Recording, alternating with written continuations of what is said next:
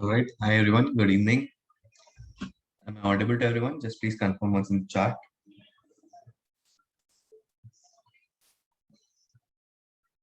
Hello. Yeah. All right. Okay.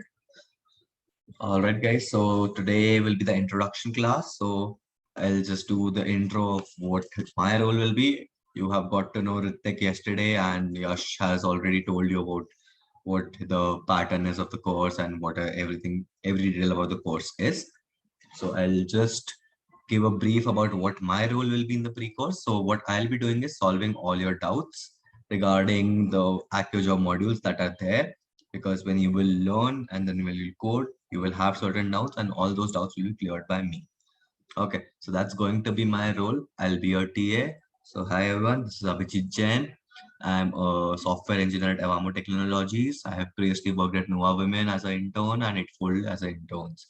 Okay, so that's about me. So I'll be taking all your doubt sessions regarding the pre-course and that's it. Okay, so I'll show you what the pattern I'm going to follow. And this is the same we are following from the past 4 or 5 pre-courses. So yeah. So this is your platform. This is your go-to for the next 2 weeks.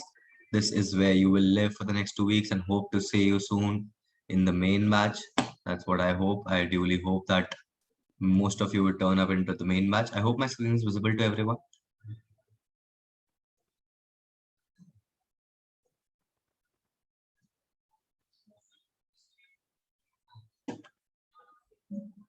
Okay. Or that's great. Okay. So this is your home platform. I'll just walk you through the, for those who are here first time, I'll just walk you through the platform. So there's something called start class here. From here, you can start the class, you can join the class. Every day we'll have a class from 8 to 11. The class breakup will be in this manner, like from 8 to 9, I'll be taking all your doubts regarding the previous class. And from 9 to 11 will be your teaching part that will be taken by Ritik. So this is how, hello, am I audible to everyone? Vishwanath, please check your internet. There might be some issue on your side because if I'm audible to most of the people, then there might be some issue with the Zoom. Just drop off the call once and join again. It will get resolved. Okay. So this is going to be a go-to platform. You will see what's your status here, how many assignments you have solved. I suggest you to solve all the assignments before taking coding test and interview so that you're well prepared about it. Solving all the assignments is not compulsory, but anything that is given is in the assignment might be asked in your interview. So you cannot say, come there and say that, okay, this is not taught. Everything will be taught and everything will be asked. Okay, so don't pay on your luck too much that, okay, this won't be asked, so I can skip this topic. That won't be the case. All right. Okay, so that's your home page. What we have to is we'll go to the pre-course. That's where we live. So these are the different units of assignments that you are going to solve over the course of next, I guess, say 11 days before your coding test starts. So each topic has a particular unit that will be taught in the class, and I'll be discussing each and every assignment in detail. So the purpose of this doubt session is not going to be like you will ask me some random question. I'll take each and every question. I'll open that question. I'll read the question. I'll explain it for you.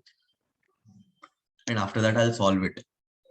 And if you have any doubts regarding that question, you can ask me then there itself. I'll be more than happy to help you out. So this is the way it is going to be. Okay, so this is how the coding platform looks like. I'll be solving each and every question on the assignment one by one. So don't ask me random questions because what will happen is if there are 400 people asking some random question from the assignments, it is going to take us nowhere. Okay, so this is the pattern that the team has decided that we'll take each and every question one by one so that whatever doubts you have, you are able to cover. Okay, and I request you all to solve all the assignments that are required. Like if say today you will be taught introduction, so we are expecting you to solve at least intro to programming before tomorrow's class so that you don't lag behind. so that you don't, feel out of context what is being taught in the class. So this is the bare minimum expectation we expect. If you want to go upfront and you want to solve the units that are ahead, we have no issues, but we won't be discussing them the next day itself. Those will be discussed when their turn comes in. If you have some specific doubts, we also have one-to-one doubt sessions arranged for you. Okay. So if we have one-to-one doubt sessions, you can just click on join live sessions during these particular hours. And in these particular hours, our expert mentors are already there. They will be more than happy to help you out. That is going to be a one-on-one doubt session.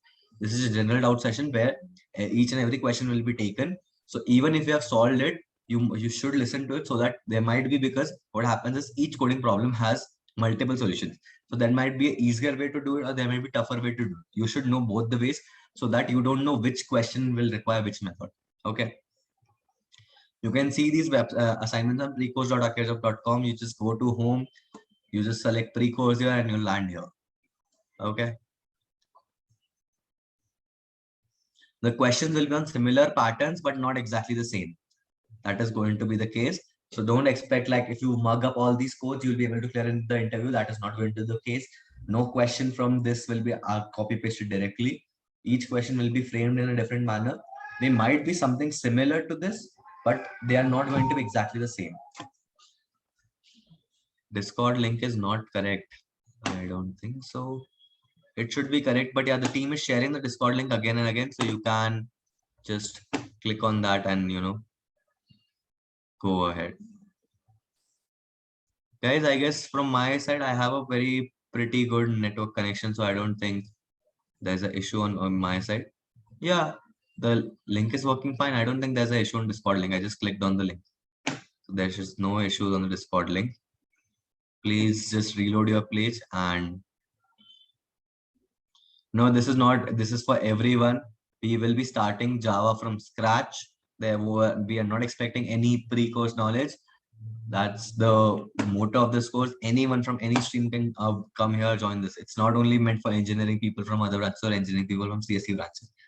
We are expecting commerce students, we are expecting art students, and we had previously art students, commerce students, and everywhere from each and every stream, and they have got placed with the good packages. So yeah, it's going to be open for everyone, and we'll teach you everything from scratch. The pre-course will start from level 0.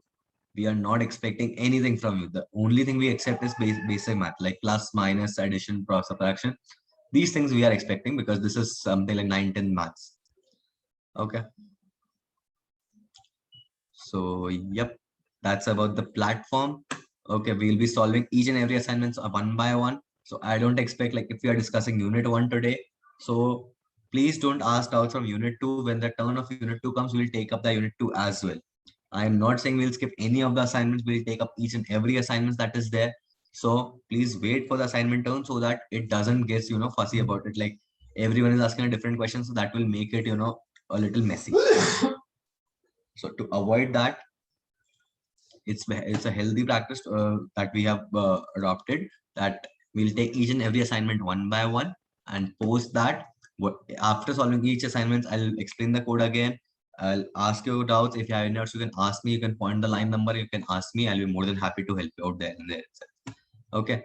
And please don't share your codes in the chat box. If you have code errors that you're not able to identify even after I solve, then you can join the in-depth cloud sessions, because the chat box is usually spammed a lot. So that way I'm not able to look at all the codes, and that way it will waste a lot of time. Since we'll have only 1 hour, so that is quite a less amount of time that to take account. So that is why I won't entertain any of the codes that are shared in the chat box. Please, the mentors are there. Join those sessions. They will be more than happy to help you out. There are 6 hours, 5 hour slots each day. You can join at any point of time, wait for your turn, ask your doubt, and leave. Okay. So yeah, test questions won't be like a print a hello world and something like that. We are building the logic from, see, if we are teaching you 11 days, we'll expect all the knowledge of 11 days that are there in the test. Okay.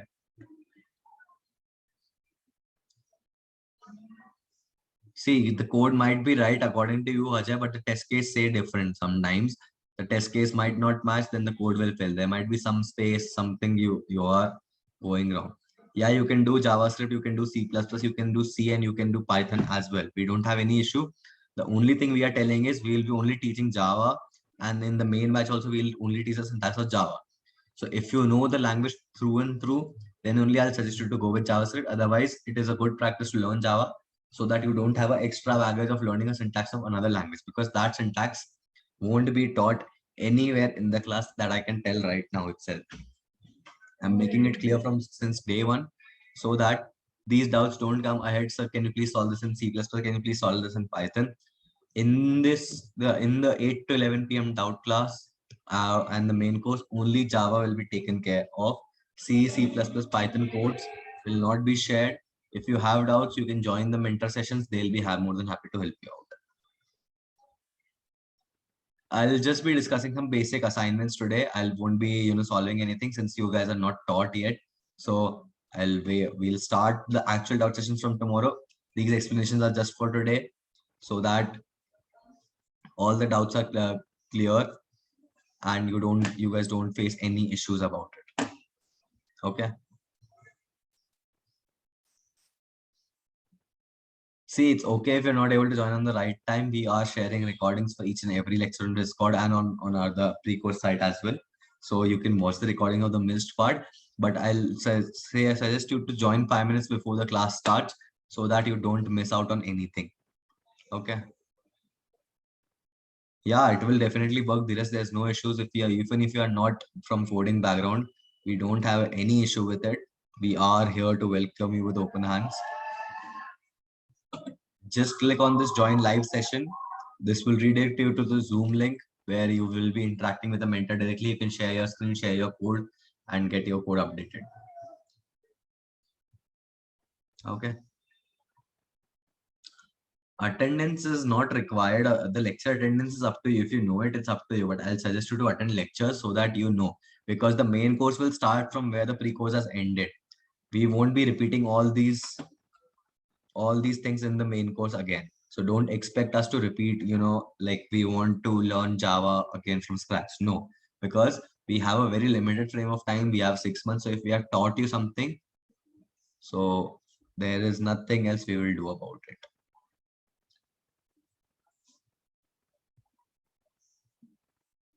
Okay. There is no passport. Just click on this join live class here. When you go to home, you have something called live class today here. Just click on this join live class. It will redirect you to the Zoom link and we are good to go. Okay.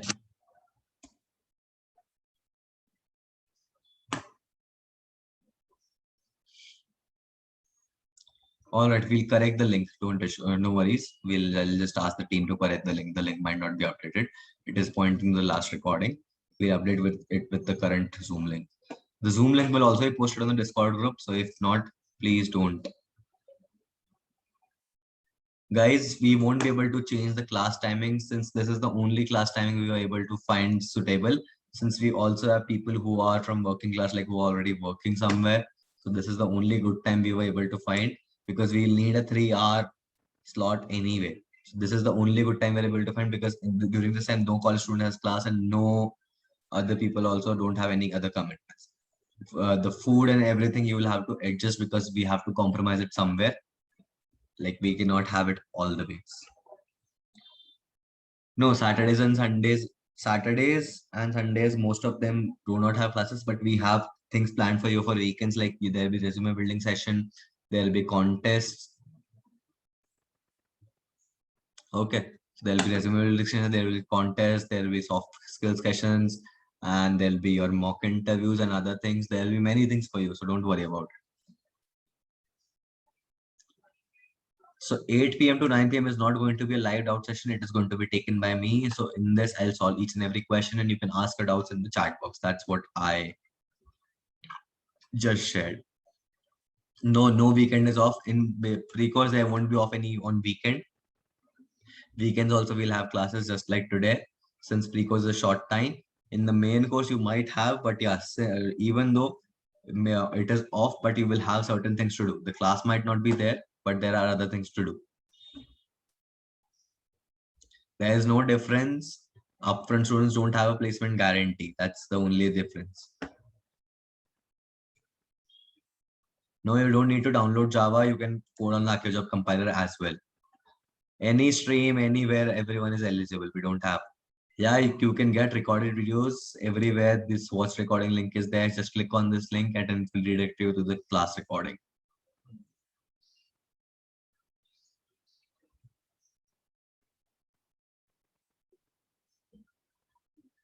That will be too late, Dhirendra, because there are people from college also. So if we end the class at 12 and people go to sleep at 1, there are people who have to go college by 7. So that will be an issue for us as well and for you guys as well. We need to think it from every point of view. That's why we have decided this time.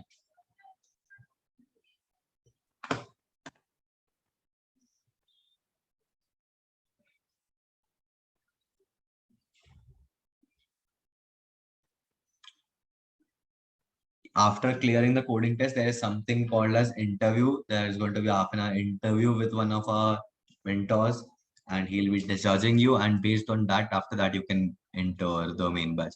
Yeah, BCA is no issues. There is no time limit, but yeah, you need to complete the assignment so as you can clear the main, coding test and interview. That's going to be the rule.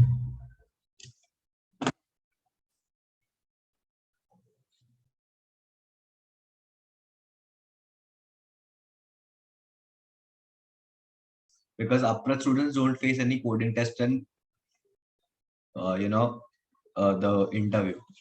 We will judge you first and then we are taking so that we know whether we are dedicated enough to take this first, because we are taking all the risks in the case of pay after placement. Like our all the resources, all the platform maintenance and everything is invested by us. So we want to know if you are serious enough to do this course. That's why we take an interview, so that we know who all are serious and who all are you know ready for this course.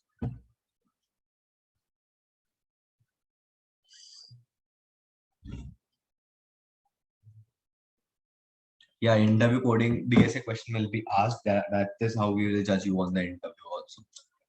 Everywhere you will face only DSA. The coding test, see, it all depends on your practice. If you practice good enough, it will be easy for you. That's how the thing works. Online IDs, there are plenty of online IDs. You can go to, online GDV, you can go to ID Geeks for Geeks, you can go to Code Forces, Code Chef, anyone. No, you don't have to. You have to complete the assignment after live class. Once you are taught the assignment, then only you can solve the assignment. Now, see, if this assignment is taught today, so I'll be taking this assignment tomorrow. That's how the thing is going to work.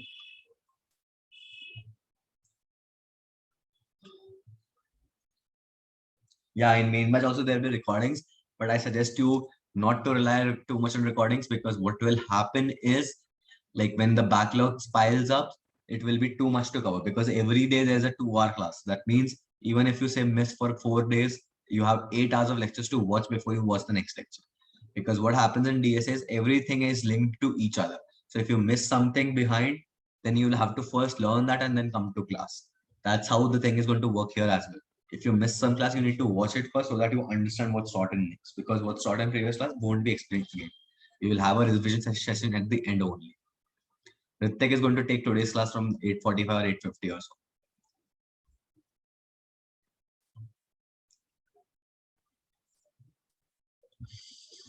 Kushal, please consult with the mentor in the doubt session. He'll be more than happy to help you out.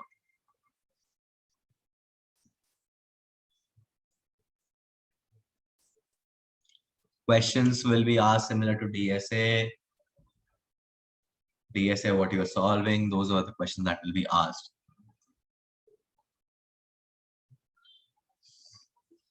See, I cannot say it as very hard or very medium. It's going to be between easy to medium. That's what I feel. Like if you have learned the pre-course judiciously, you will be finding it very easy.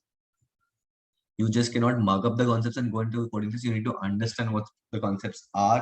And if you understand those concepts, it will be a cakewalk for you.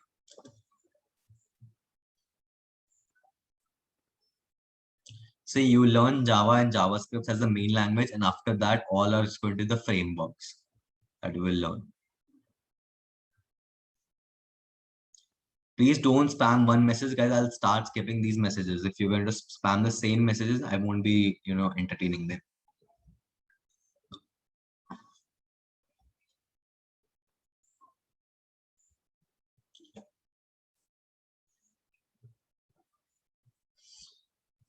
Ishika, everything is there on the site. You can go to acciojob.com. Every detail is given on the site. If you want to go for upfront, what's the fee? If you want to go for after placement, what's the bracket CTC?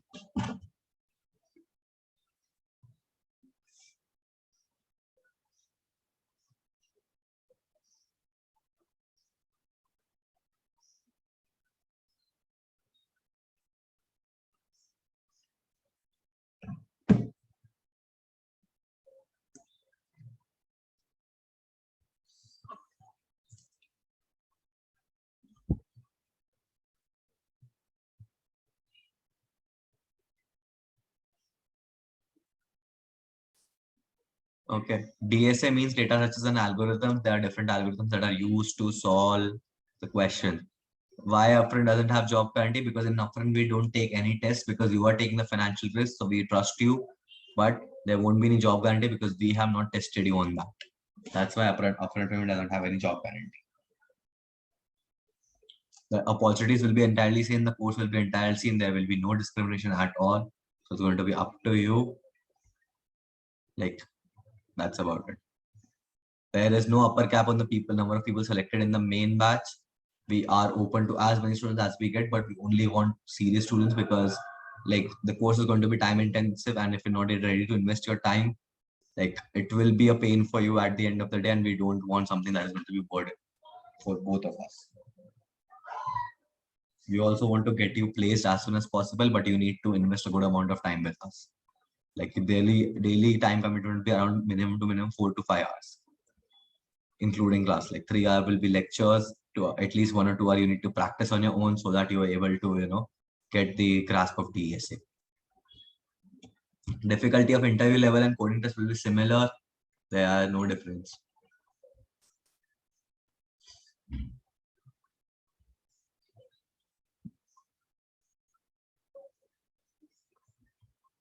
You will be paying only after you start getting placed. You will be paying a part of your salary. That's it. You'll be paying a small amount from your salary that you'll be earning. So there is no such financial burden on your side as well. We are taking care of that as well. So you don't pay. Main course will be taught in Java. Akash, I won't be teaching anything today. Please stop this message now. 8:45, Ritik is going to start, and then we will,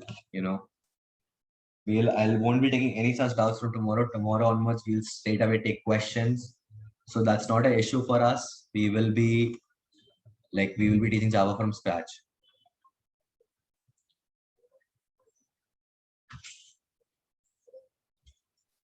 Yeah, it's up to you. Like you can join at 9 if you want, but I suggest you to join at 8 as well because see, you might have solved it from one method, but there might be other method that is discussed in class.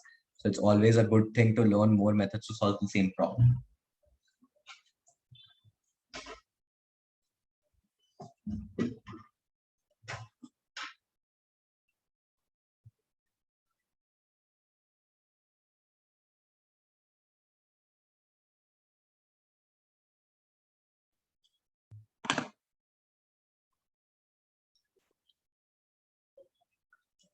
Timings of class won't be changed, guys. That is non-negotiable as of now. You won't be changing the times. If you are not able to attend a particular class, then you can watch the recordings. Yes, past 2020 students are eligible. See, core Java is basically a language. DSA is the algorithms that are uniform across all the languages, but each language has its own syntax. Basically, every language, like for example, I'll give you simple. English and Hindi are both languages. Whatever words you say in English, there is a translation for that in Hindi. Similar to that, DSA is there in all languages, but we are teaching it in Java. So there is a certain translation for that in C++ as well. But there is certain difference, like everyone here, if you know English, you'll have to learn Hindi, and if you know Hindi, you'll have to learn English. So that is a similar way. Each language has its own characteristics that you need to learn before you can use it.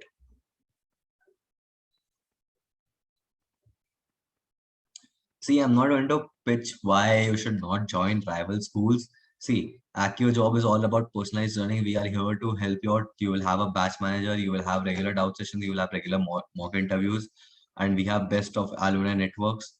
So we have best of mentors in it for you so that you can crack the placement as soon as possible. And the price of the course is fairly cheap as compared to the other people. We will go deep dive into DSA the moment we start the main batch.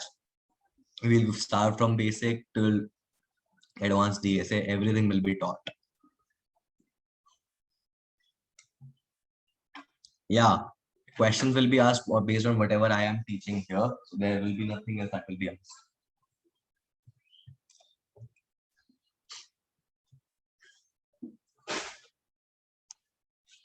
Coding question is similar to what is taught in assignments, and that's about it. Course will be taught in English only. Like there will be some Hindi conversation if possible, but yeah, since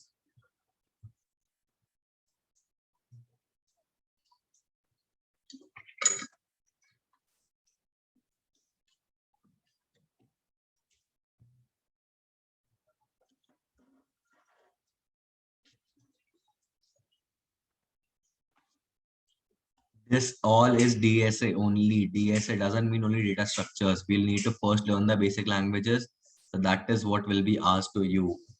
This functional arrays is basic DSA. That is how where it starts from basic DSA.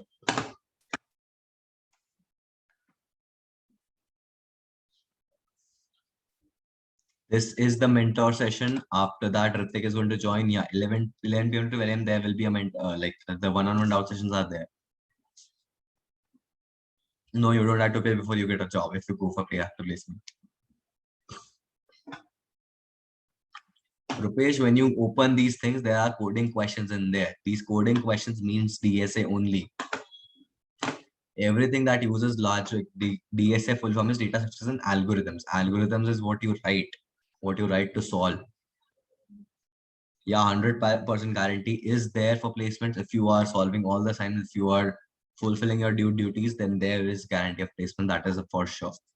Whoever is solving the course judiciously will get a placement. No, you can just practice on Acciojob platform. There's no issues. There are tons of online platforms as well. You don't need to install Java. If you wish to, you can do it, but there's nothing else.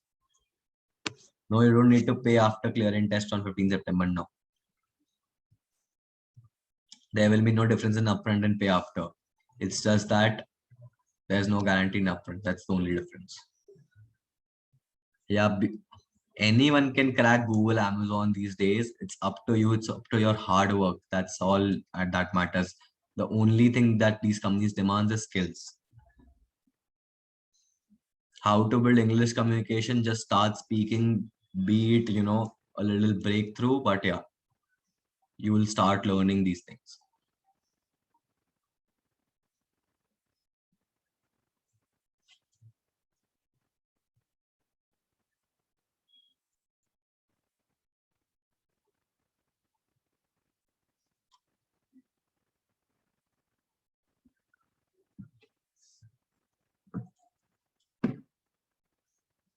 Okay. The procedure for main batch is nothing but we'll just change your ID passwords for the main batch portal and you will be good to go.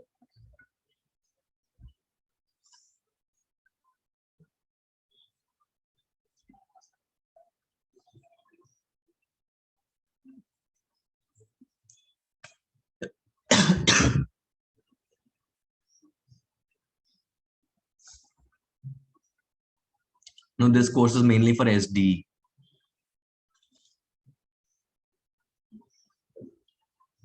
The team is sharing the Discord link continuously. The Discord link is present on the site as well. You can just click on the link and join the Discord group.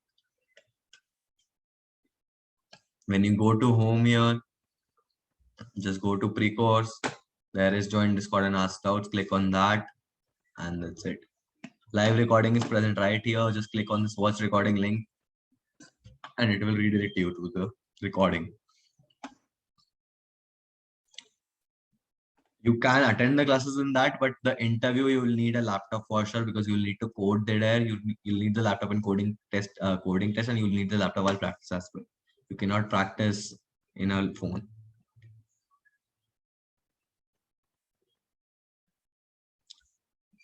Procedure for main batch is simple. You clear the coding test, you clear the interview, and you're in the main batch. That's it.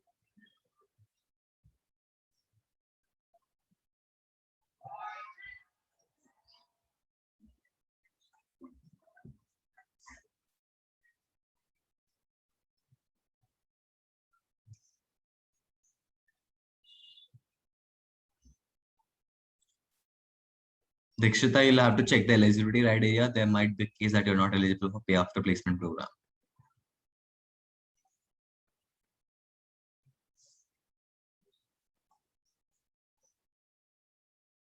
ISA will be elaborated by Yash a little later in the pre-course, so don't worry about that.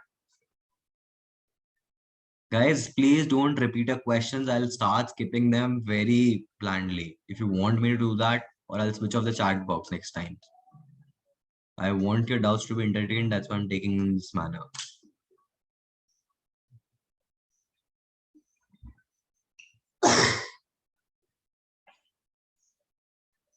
Aptitude lectures, aptitude classes will be there during the weekends.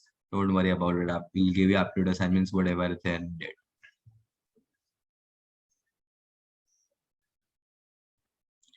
No, those will come later in the DSA. Like when you start the basic DSA in the modular ones, in the main batch, you will learn about these time complexity terms and everything. First, you need to learn basics of language, that how the code is written, and that's it. Amit, this you will have to get in touch with a team member. I'm not sure about what the EMI plans are for these things. You can see live classes in mobile, but the assignment practices need to be done in laptop only, and you'll have to attend the interview in laptop. There's no limit on the mock interviews. It's up to you. We have mock interviews and mentorship sessions as well. If you're not able to understand a particular topic in mock interview or in the class, you can have a mentorship session.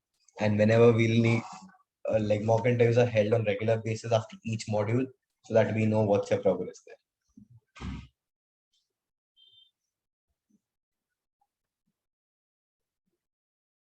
Yeah, the placement starts from right after 2 months when the DSA is completed, and the placement goes on till 1 year. So if you are, dedicated and if you're performing well, you might get a placement right after 2 months itself.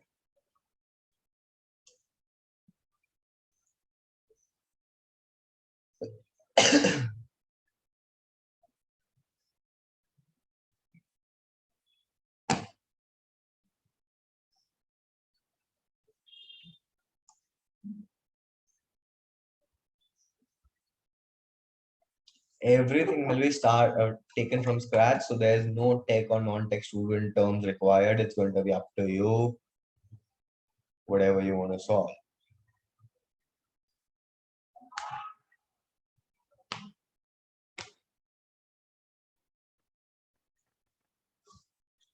All the assignments are already listed, but each unit will be pointed out after every class that you're supposed to solve.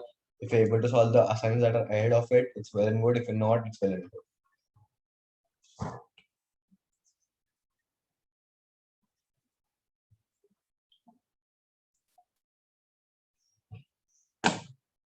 Class will start sharp at 8:45. SD is known as Software Development Engineer. Whatever softwares, whatever websites you see, these are what software engineers build. So whatever you see on the front end, whatever happens on the back end, all this is built by the software developers only.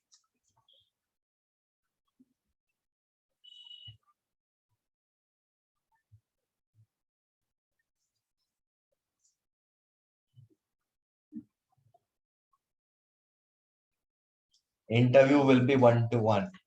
Mentors, different people are going to take interviews. There is no, interview means one-to-one only. Nobody. It's not a GD. It's going to be an interview.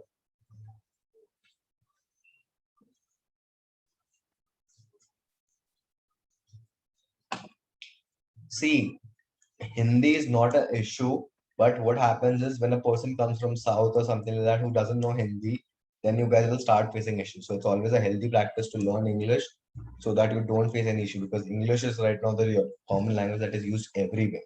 But if your interviewer is from say South who doesn't know English, who doesn't know Hindi, then you will be in big trouble.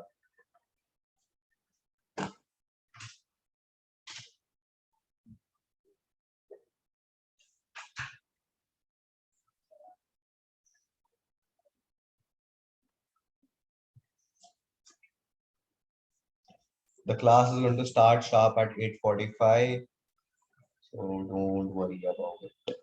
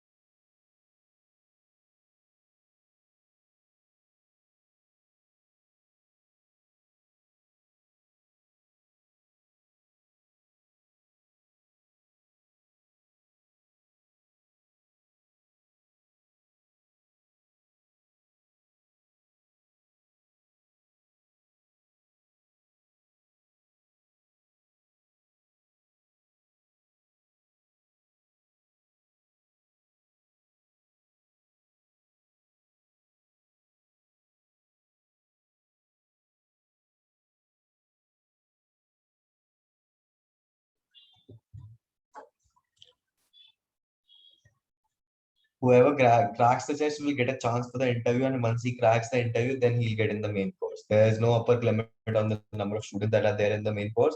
And yeah, there is a job guarantee for upfront as well, as updated recently. Earlier we didn't had, now we have it since this was not in demand.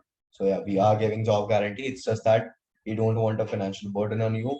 So that is why we are providing a pay after placement program as well, wherein we take all the risks and you don't have any financial burdens. Because 60,000 is 50,000, 60,000 is a huge amount. We also understand for a student to pay. That's why we don't expect you to pay it fully.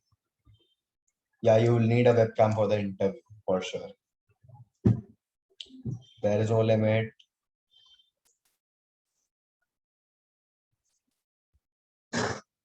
All students are selected as freshers. If you have any previous software development experience, then it's a different story. Otherwise, you all be taken as freshers only.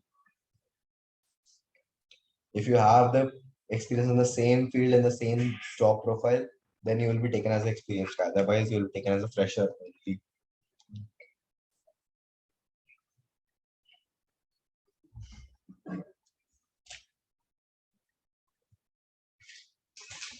So there you can skip the session. We are not, restricting you to attend this. It's just that today I have nothing is taught yet in the class, so I am taking this way. From tomorrow onwards, I won't be taking this way. Tomorrow onwards, only questions will be discussed. No course-related doubts will be entertained, or neither the procedure ahead will be entertained.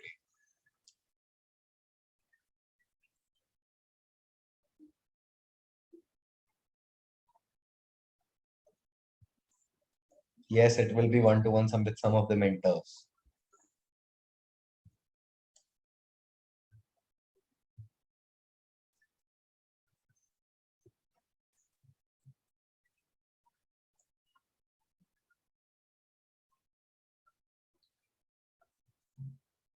Yeah, it is important to a certain extent. It is good. It is good to have English as a main language.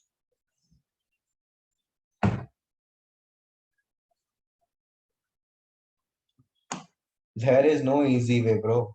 If you want to get in there, you will have to prove your metal. Classes will start from 8:45. This was an introductory session for you guys. If you have any doubts left regarding course, I'll be taking them today. From tomorrow onwards, this will be your coding doubt session. No course doubts, only coding doubts I'll take.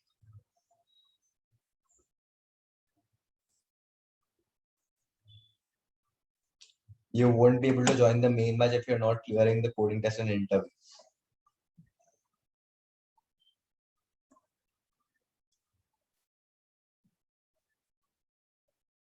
2024 is right now not eligible because our course is meant for immediate joiners. So if you are graduating in 2023, then you can join the course. That's the rule.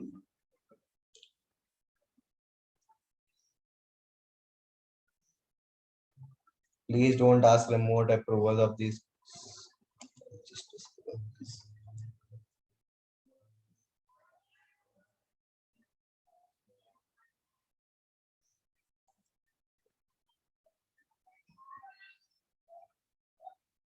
Whoever this is asking remote control, you better stop asking, or I'll just remove you from Zoom meetings. There is no maximum cash Teja. If you say 500 students are showing us they have potential, we'll take all 500. We don't have issue with the number. We will split you into batches and individual attention will be paid on each and every one of them. So don't worry about it. Amount to be paid will be depending on your CTCs.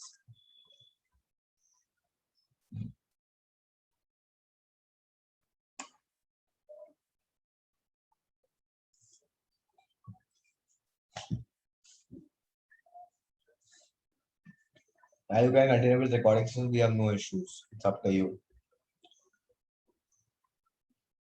But I suggest you to attend the classes so that if you face any doubts, you can clear them. Otherwise, you'll have to wait for the individual doubt sessions. So that will, pile things up.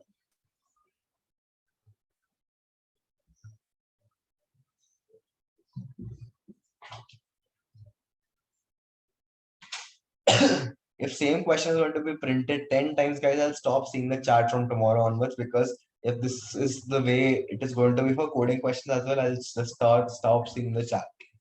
If you want it out to be entertained, be patient about once your question is asked and take each and every question. If I see every 5 minutes there are 800 to 1000 messages, it is not humanly possible for me to take each and every one.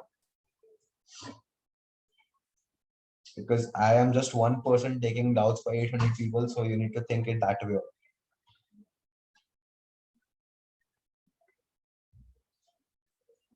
See, all these things will be discussed in the ISA.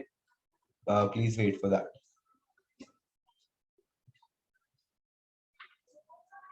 Yeah, you'll have to give coding test again.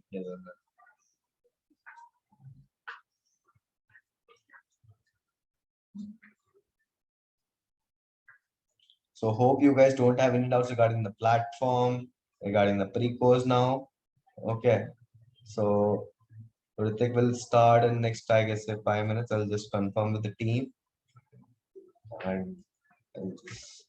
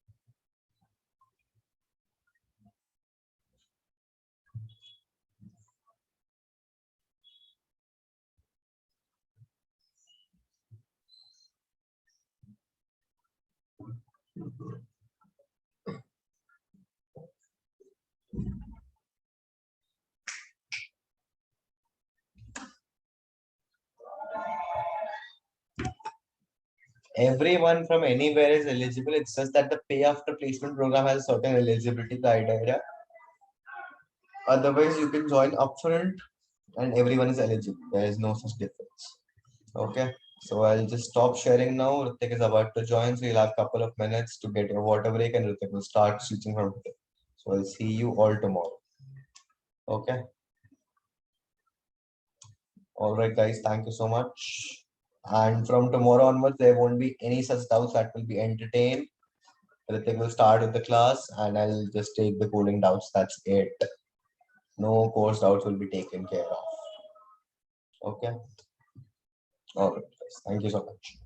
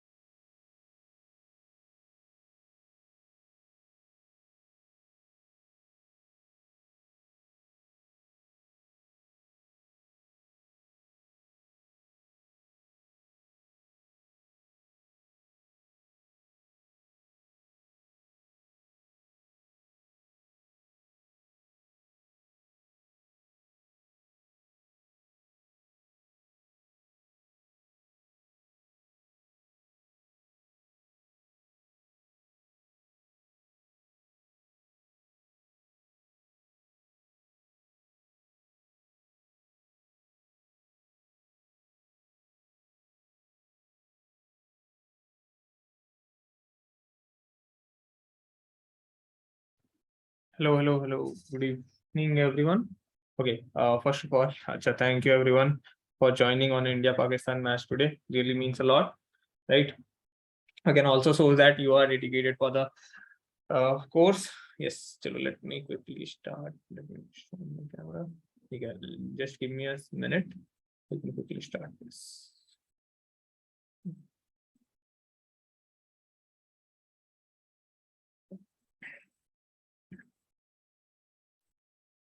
Okay. A screen black. Yes. Yeah. Okay. Good evening, everyone. Okay, let's me just quickly start. Okay, first of all, I see a lot of new people joining today. How many of you were this is your first session? I saw around 500, 450 students yesterday. So today there are 800 students. A lot of you are new, right? A lot of you are for the first time in the session, right? Yes. Okay. Yes, I'm just starting to teach. Okay, I'll just starting. Okay, okay, I can say a lot of people are attending the like pre-course for the second time, so that is also a good thing that you tried once and then you're here for the second time. So this time we are sure that we'll make it. That you have already done the course, you know how it is structured and how like the questions that we do. We'll try to recap. We'll try to fill up the gaps that we missed last time. Right? Okay. So let's see, start. Is this live on YouTube? I guess this is not live on YouTube. You can watch from the platform. Okay, let me also check if this is live on YouTube. I'll get the link posted in the chat. Okay.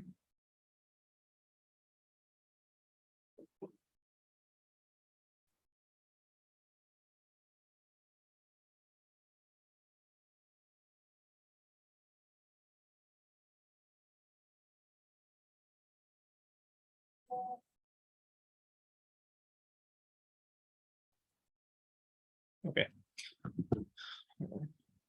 So let's quickly start. Let me share my screen. Yes. Okay, so I'll quickly go through what we were discussing yesterday. Okay, and then I'll try to start from today's discussion. I'll not take more than 10 minutes, right? We have joined 10 minutes early. So I'll take 10 minutes of what we discussed yesterday for those of you who are new or attending the session for the first time. Okay, and then we'll start from our discussion today, and then we'll also jump to coding today, right? So today we'll get our hands dirty. We'll try to take codings, jump to coding, and I'll also try to take questions from the chat as much as possible. So please try to put your questions. Like, don't hesitate in putting your questions, right? Okay. Okay. for questions regarding, like, for those of you who have completed your BTech, please try to see the like brochure. All the eligibility criteria are mentioned there, right? It doesn't matter your branch, stream, all those things doesn't matter. No matter you are from which branch, we have like students placed from of arts, commerce, and all the different streams. So branch and all these things doesn't matter much.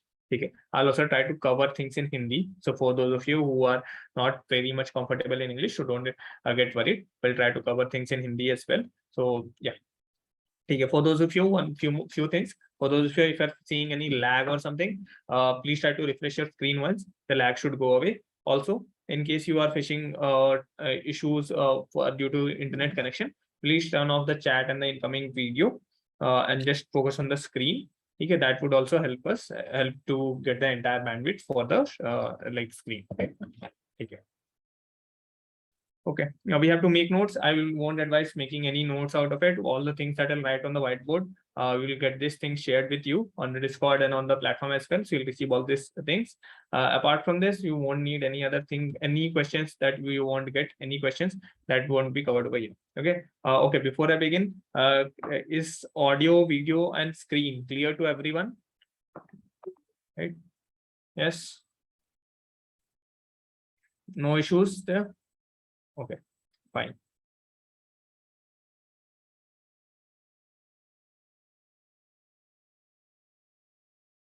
Okay, sound is speaking. Okay, sound should not break. Audio should be clear. In case it is not, please try to refresh once, and it should be better, right? Okay. There is.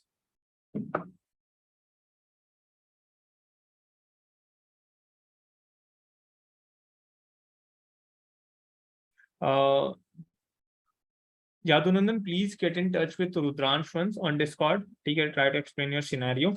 He will be better able to help you.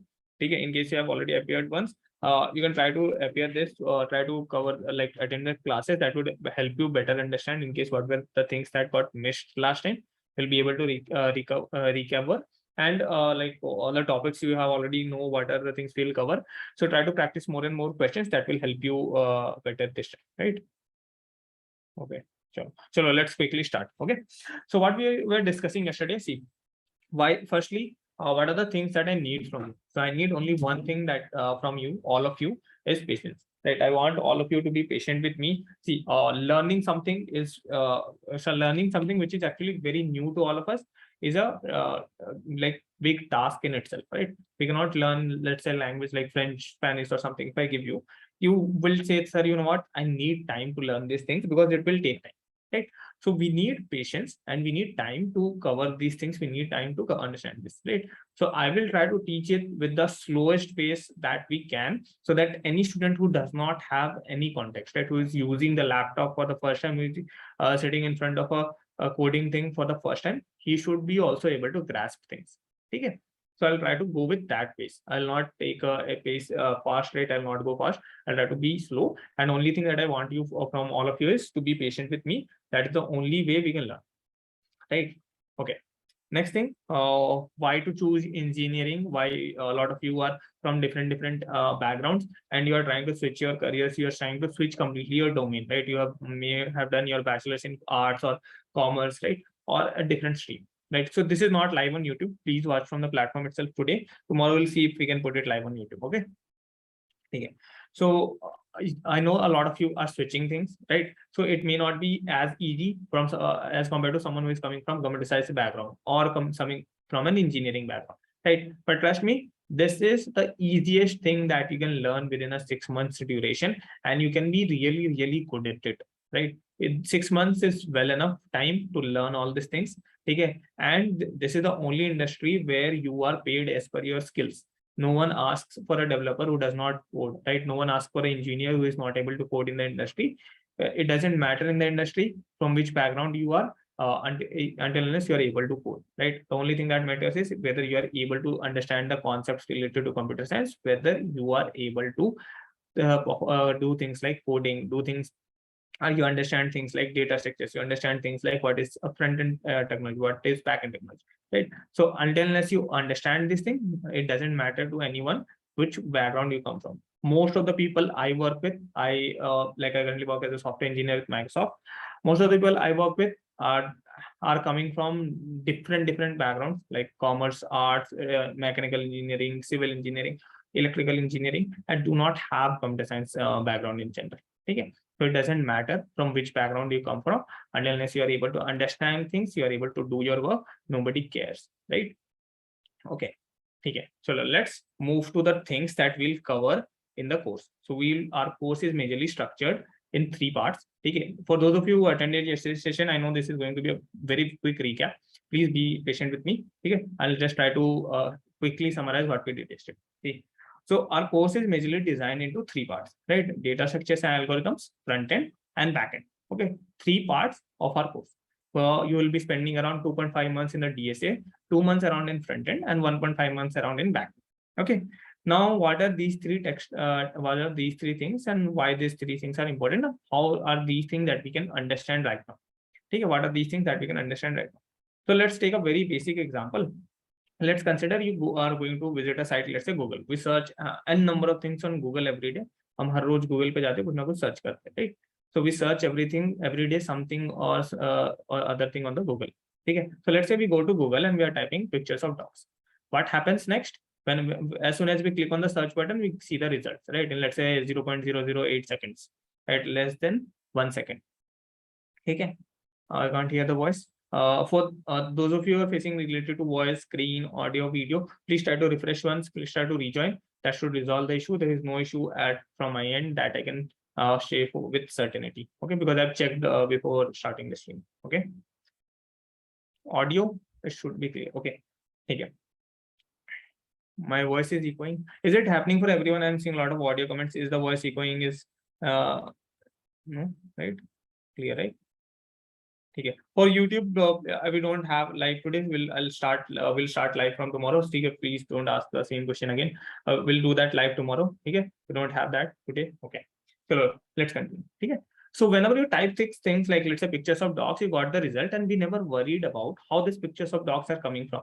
Right? Those pictures of dogs were not present in my computer.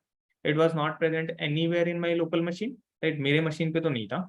It came somewhere from the internet. Internet में these pictures of dogs were present somewhere, and I got these pictures of dogs.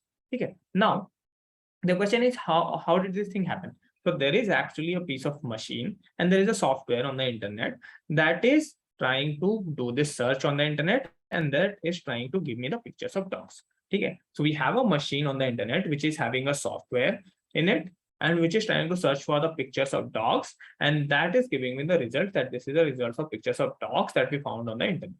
Okay. Okay. So this is what is actually happening, and this piece of machine or this piece of software that is running in this machine is known as backend system. So what is backend? Whenever you perform action on the internet, on any site, on any app, on any desktop app, iOS apps, Android apps, whatever action you perform, so let's say performing a Google search, searching for products on Amazon, searching for let's say Instagram posts, searching for your friends on Facebook, searching for posts on LinkedIn, right? Writing a post on LinkedIn. Whatever actions you perform, there is a piece of machine and there is a piece of software in that machine which is actually performing this action on your behalf.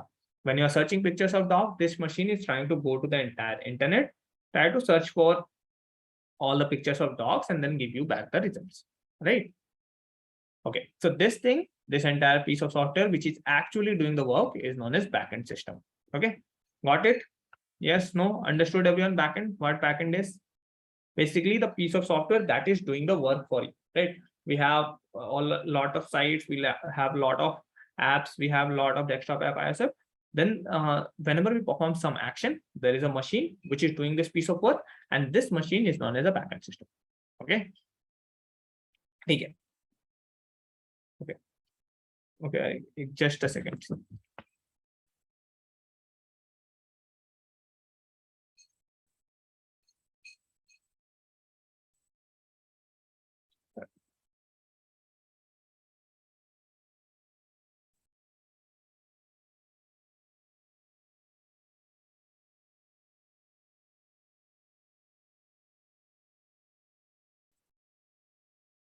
Okay.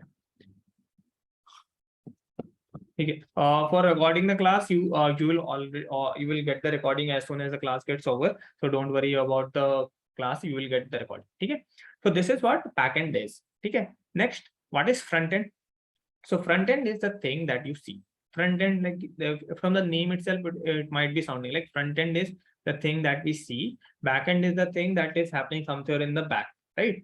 So front end comprise of all the Android apps that we use, all the iOS app, all the websites, all the desktop apps, like anything that is user facing, जो भी user directly use करता सकता है, right? Anything that the user can directly use is a front end. Okay, so anything that the user uses directly is the front end, and whatever is present at the back, which is actually performing the work, is known as a back end. Okay. Okay.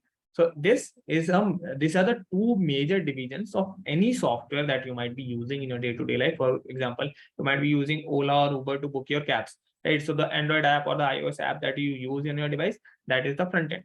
And then there is a backend software which is actually trying to which is actually trying to send a request to that cab driver that, you know what, there is a person at this place who is trying to book a cab. Please go to his location and pick him up, right?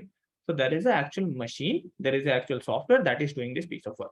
You might be researching something on Google, and then that thing is going to that machine, and that thing is trying to perform that action, right? And that is your entire software, right? Front end plus back end, so makes up the entire software. Now for any software, you can break it out into two different things, right? The front end and the back end. All the actions that you perform, all the things that you see on your device, let's say your laptop or your mobile phone or your Chrome browser, whatever you see, that is the front end. Whatever actually does the work is the back end. Okay, got it? Everyone understands what a software is? What are these two components of the software? Why is it important? Okay, everyone, I'll request, please do not spam the chat. Right? Let others also put questions and ask. Okay. Okay. I'm just trying to recap for those of you who attended yesterday's session. I'll not take more than 15 to 20 minutes to try to recap this. We'll proceed forward. Right? So today we have 2 hours. We'll done a lot of things. Yes. Okay. Yes. Any doubts on this part, front end and back end? Everyone understood? Okay. Let me cover once in Hindi as well. Okay. एक बार हिंदी में बता देते हैं. Please, I don't know any other language. ठीक है. So I have English. I know English and Hindi. I can cover in these two languages. Okay. एक बार हिंदी में बता देते. देखो, जब भी हम कोई वर्क करते, कोई भी एक्शन करते हैं, लेट्स से गूगल में कुछ सर्च कर, राइट? सो जो भी एक मशीन है, इंटरनेट पे एक मशीन है, एक्चुअल में एक मशीन है, उसमें एक सॉफ्टवेयर है जो ये वर्क एक्चुअली में कर रहा है. ठीक है, लेट्स से हम गूगल पे जाते हैं और पिक्चर्स ऑफ डॉग सर्च करते हैं. तो इंटरनेट में एक्चुअली में एक मशीन है जो जाके इंटरनेट में पिक्चर्स ऑफ डॉग्स को सर्च करता है एंड देन मुझे रिजल्ट सेंड करता है. ठीक है, सो दिस मशीन और दिस सॉफ्टवेयर जो ये वर्क कर रहा है एक्चुअली में, that is backend. Okay, and then what is front end? हमारे पास जितने भी एंड्रॉइड ऐप हो गए, iOS ऐप हो गए, जितने भी वेबसाइट हो गए जो हम विजिट कर रहे हैं, जितने भी डेस्कटॉप एप्स हो गए which we are trying to visit, ठीक है, जहां से हम यूज करते हैं इन सिस्टम्स को. For example, we use Amazon Android app to order products from Amazon. We use YouTube app to watch YouTube videos, right? So जो भी as a user we use, right? So those things are known as front end. It can be in the form of Android app, iOS app, websites, desktop apps, and anything, right? कुछ भी हो सकता है. So all these things make the front end, and then we have a piece of machine or software which is doing this actual piece of work known as backend. Okay, so this is the summary in this. In yesterday's session, I have covered this in very detail. For those of you who missed the session, I'll still highly recommend to watch the 1 hour of the session where we covered these things. Okay. Okay. Okay. Regarding the voice thing, I don't see any issue. For those of you who are seeing issues regarding the audio, please try to check once with a different device or try to refresh or rejoin, right? That would help, right? You can find the yesterday's class in your Acciojob dashboard. It should be present there, right? Okay. So now we understand that we have a front end, we have a back end, right? And these two things make up the entire software. Front end is the thing that we use. Back end is the thing that actually does the work. You know what? I'll say, Mr. You know what? We are good with this. Let's start building front end, and then we'll build the back end. Our system is done. We built a full-fledged, completely working software. We can build social media. We can build e-commerce things. We can build any platform, right? But why are we wasting 2 and 5 months, or why are we spending 2 and 5 months to learn something which is known as data structure and algorithm? And this is something which I even don't know. There is no relation that you told me about like front end or back end that I actually use. All my day-to-day apps which I use, I can relate, right? I use Android app, so that is a front end. And then I perform a Google search. So there is a machine which is doing the search. Okay, so that is a backend. So we have front end and back end. Okay. Okay. Now, what is data structures and algorithms? Right? What is data structure and algorithm, and how does this work? See. So let's say, okay, so this is a diagram summarizes both the front end and back end. So whatever you are seeing, that is the front end, and then there is a machine that is doing the work, that is back end. Okay. So whenever you ask something to this machine to do some work, it will send you back the results. Okay. Okay. So let's forget about data structure and algorithms. Okay. Let's try to understand something else. Okay. So what we try to understand, let's say we have never made tea, right? We have never ever made tea in our life. Okay. And we want to make tea. So let's say we have the ingredients for okay. Okay, I know the chat is getting somewhat disturbing to me as well. Just give me a second.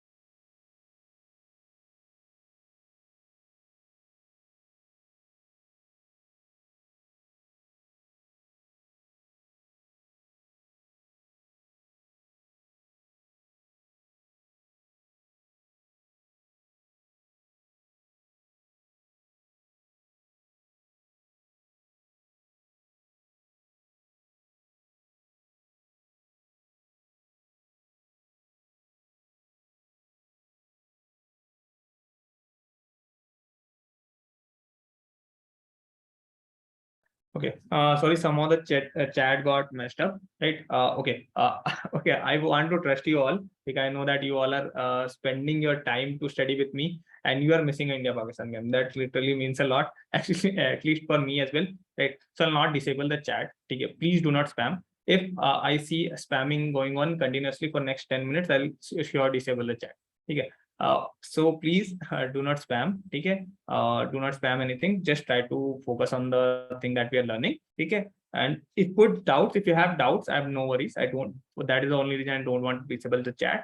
Put your doubts. I'll try to address as many doubts as possible. Please do not spam the chat. Okay. Chalo. Okay. I trust you all that you will not spam. Okay. Thank you. I'm saying thank you in advance. Okay. Chalo. So what I was talking about, let's say we want to make tea, right? We want to make tea, and we have never ever made tea, right? We don't know how to make tea, and only thing that we have is we have the all the ingredients of the tea on our table, right? Let's say we have water, we have tea, we have sugar, we have milk, we have ginger, right? We have all the things that is required to make tea. We have a gas stove as well, right? But what we have never made tea, right? We don't know how to make tea. So what we'll do is now, if I tell you go, these are the ingredients, go and make tea. Even if you have never ever made tea, what you'll do is you'll somehow be able to figure out if this is the process, this should be the process to make tea. This might be the process to make tea. What you'll do is you'll boil water, you will add tea, you'll add sugar, you'll add milk, right? You'll add some ginger, and you'll finally get the tea. Right? You'll like distill it, and you'll get that finally tea. Right? Okay. Why we were able to do these things even though we did not have no tea? Okay, tea might sound like very simple thing, right? For all of you, even if you have never made tea, you might somehow figure out. But even if I give you a dish, let's say butter chicken, right? And you have never cooked butter chicken, butter paneer, or something like that, right? And I give you all the ingredients, somehow still you will be able to figure out how to make butter chicken. Why? Because we as humans have two things. We are intelligent and we have a very high IQ, right? We are intelligent and we have a very high IQ. That is the only reason we are able to solve the problems that we have never seen, right? We are the problems that we have never encountered, the problem that we have never ever solved, we are able to solve because of these two things. Now there is a this is a advantage to us as humans, but this is a problem for the computer because computer is dumb. Yes, you heard me right. I'm telling the biggest invention of 21st century as dumb, right? He's because the computer is dumb, right? Why I'm telling the computer is dumb? The reason is, if I let's say I have a computer which can make tea, but the computer does not know the steps to make tea, and if I give him that this is the ingredients to make tea, what it will do is it will not be able to figure out how to make tea, right? It will not be able to figure out, right? Not only I have a let's say I have a car. I drive the same car from my home to my office every day. Okay, I drive the same car from my home to my office. My pickup location is confirmed, my end location is same, right? The route using which I travel is same, right? But my car will not be able to take me tomorrow to the office, even though he knows the start position, he knows the end location, he knows the route, but he will not be able to take me on its own. I'll have to drive it, right? Why? Because the car is dumb. It is a machine and it is a dumb machine. It will not be able to do anything on its own. I'll have to give him a step-by-step instruction how to do it. Right? The machine actually does the work. The car actually moves, right? But I have to put the pedal on the race. I have to apply the brakes on time. I have to put the indicators and all those things. It will not be able to do all this works on its own. The machine never does any works on its own. All the things that the machine does, we'll have to tell him that this is the step-by-step process to do any piece of work. Same goes if let's say if we want to make tea, then these are the step-by-step process that we'll have to tell to the machine to do the piece of work, right? Okay. So let's say that if the machine wants to make tea, these are the step-by-step process that I'll have to tell that you need to perform these steps to make the final tea. Now, this process of telling the machine anything in a step-by-step process is known as algorithm. Right? Telling the machine something in a step-by-step process, telling the machine that this is the work, right? This is a work that you have to do, and this is the step-by-step process to do that work. That it is known as algorithm. Machine को एक step by step process में बताना कि क्या काम करना है, that is known as algorithm. Writing algorithms in the machine to perform any piece of work. Okay, let's say we have a pictures of dogs that we initially got in the search results. हमारे पास search results में we got the pictures of dogs, right? But we don't want to see it in the random order, right? We want to see it in a sorted order in which the users are seeing and all the users are accessing the site. Let's say we have a list of numbers. हमारे पास list of numbers हैं. हमें इसको sort करना है, right? We want to sort it. We as a humans, even though we have never sorted numbers, we will be able to figure out what is the ascending or descending order of numbers, right? But machine will not be able to sort this list of numbers. We'll have to tell in a step-by-step process of how to sort these numbers. Right. So telling something to a machine in a step-by-step process, how to do that piece of work is known as algorithm. Now, okay, everyone, 1 minute, please do not put anything on chat. Just listen to me once, you'll be able to understand what an algorithm is. Okay. So whatever actions you perform on any app or any site, you are basically telling the machine to do some work. Let's say you are posting something on Facebook. You are sorting the list of dogs or pictures of dogs that you got. You are filtering out products that you saw on, let's say, on Amazon. So everything that you perform, every action that you perform, the machine does not know what to do. We have to tell him that if the user presses this button, this is the step-by-step process that you have to perform so and so things. This is the step-by-step process you have to do so and so things. Okay, let's say when I find out the type pictures of dogs, what Google does is it goes to all the sites on the internet, it tries to find out all the dogs. This is one thing. Second, all the pictures of dogs it found out, then it will try to sort all these results based on what is the maximum number of time any user has visited this site. So the sites that are visited most will be on top, and the sites that are visited least will be at the bottom. Right? So this again is a step-by-step process which that Google site is trying to perform. And this is what we have already fed in. Right? And this process of telling the machine to perform any work in a step by step process, किसी machine को एक step by step process में बताना कि क्या काम करना है, कैसे करना है, is known as algorithm. Okay. Okay. Let's say what can be the algorithm to sort. So we'll have 3 steps. Right. Firstly, compare any 2 numbers, then put the smaller number first and put the larger number second. Right. We'll keep on doing this work again and again. And finally, whatever list we'll get is sort. Right. So the process to sort anything or the algorithm to sort something is this. Compare two numbers, put the smallest first, put the largest second. Okay. And this is what algorithms is. So algorithm is basically telling a machine to do anything in a step-by-step process. Now tell me, does everyone understand algorithm kya hota hai? What is an algorithm? All this, I know a lot of you have already learned this thing. This is very, very basic things, but I'll start from basics. But I can promise you that if you attend every day, you will be able to take a lot of things every day from the class. Okay. Okay. Solve a problem step by step. Okay. Okay. I guess everyone understood. Okay. Okay. Now the last part of the entire course that we'll be learning, what is a data structure. Okay. So we are surrounded by data, right? You might have heard data is the new oil, data is the new, data is the next generation thing. What is data actually? What is actually data? So all the messages that you send in to your friends on WhatsApp, all the pictures that you post on Instagram, all the YouTube videos that you watch, all the comments that you post on YouTube videos, all the, let's say, Facebook, the list of your Facebook friends, everything is nothing but data. Okay. All the information that you have on internet is nothing but data. Okay. So now we know, we have a definition of data, that any information, any piece of information that is present on any app or on the internet is data. Okay. So what is data structure? See, so we have a lot of data. Okay. Now each of these data have their different usage.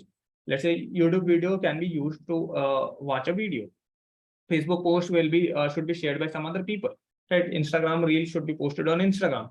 WhatsApp messages should be sent to some other people. We are viewing them differently.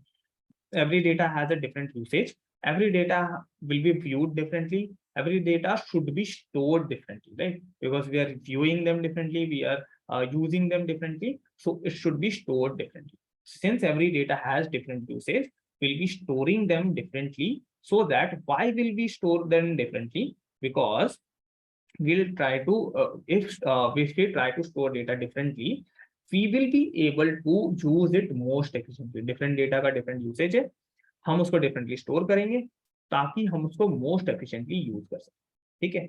We store data in different formats in different ways because we want to use it most efficiently. ठीक है. We want to use the data most efficiently, and that is the reason we'll store it in different ways. And now the process of, now we store data in different ways by using things like these data structures.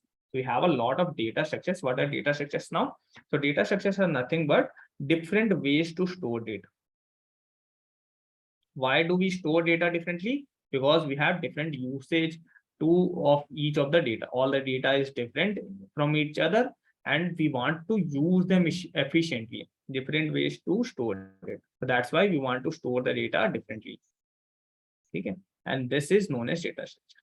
Right? Okay. Okay. Let's try. Let's take a very simple example. I know I used a very lot of hi-fi terms. Okay, let's understand very simply. See, very simple terms. We have a lot of data. Okay, what is data? What is definition of data? Any information that is present on internet. Your WhatsApp chats, your YouTube videos, your comments on YouTube's, your Instagram reels, your Instagram posts, your Facebook posts, your Twitter tweets, your LinkedIn feed, everything is data. Okay, data का definition समझ आया? ठीक है. Now we have different data. We want to store them differently. Okay, so we use different data structures. So what is data structure? Data structure are different ways to store data. Now, why do we want to store data differently? So that we can use it in the most efficient method. Right? We want to use data in the most efficient method. Okay. So that's why we store them differently. Okay. YouTube videos को different way में show करना है. So we want to see the YouTube videos in a different way. We want to see the Instagram posts in a different way. We want to see the YouTube comments in a different way. We want to see our WhatsApp messages in a different way. Right? So we store them differently so that we can retrieve them most efficiently. हम उसको बहुत efficiently read कर सकते हैं, user को show कर सकते हैं. We can read them most efficiently and we can show them to the user most efficiently. That's why we use different data structures to store the data. So what are data structures? Data structures are nothing but different ways of storing data. Okay. Okay. So that's why we'll start with data structure. So what is data structure? Different ways of storing data. What is algorithm? A step-by-step process to tell a computer to how to do any piece of work. ठीक है, plain and simple one line definition. Algorithm is a step-by-step process to tell the computer to do how to do any piece of work. Data structure are different ways of storing data. Okay. Now, what is front end? Front end are all the apps, iOS apps, website, desktop apps that you use in your day-to-day life. Okay. And then what is backend? Backend is the piece of software that is, or a machine that is doing actual piece of work. If you are searching something on google.com site that you see, that is the front end. Now, when you type something on the search bar and you hit on the search button, there is a machine that is actually performing the search. So that is the backend. Okay. Now, front end and backend can make up the software, but you need the logic of data structures and algorithms to make front end and backends. Right? You need data structures to store different kinds of data. You need algorithms to tell the computer how to do any piece of work. Right? You need to understand how to tell the computer to do any piece of work, or how can you tell the computer to do different works. Right? So you need algorithms, you need data structures, and these are the two things that we'll use in front ends and back ends to make up the software. Okay. Now, did you understand what are these three parts and how a software is made? So basically, you have a front end which you can see and interact, back end that is doing the work. We have data structure to store the different data, and then we have algorithms using which we can tell the machine to do any piece of work. So we use data structures and algorithms in the front end and back end to store data and to tell the machine to do any work. Okay. Yes. Clear? Simple.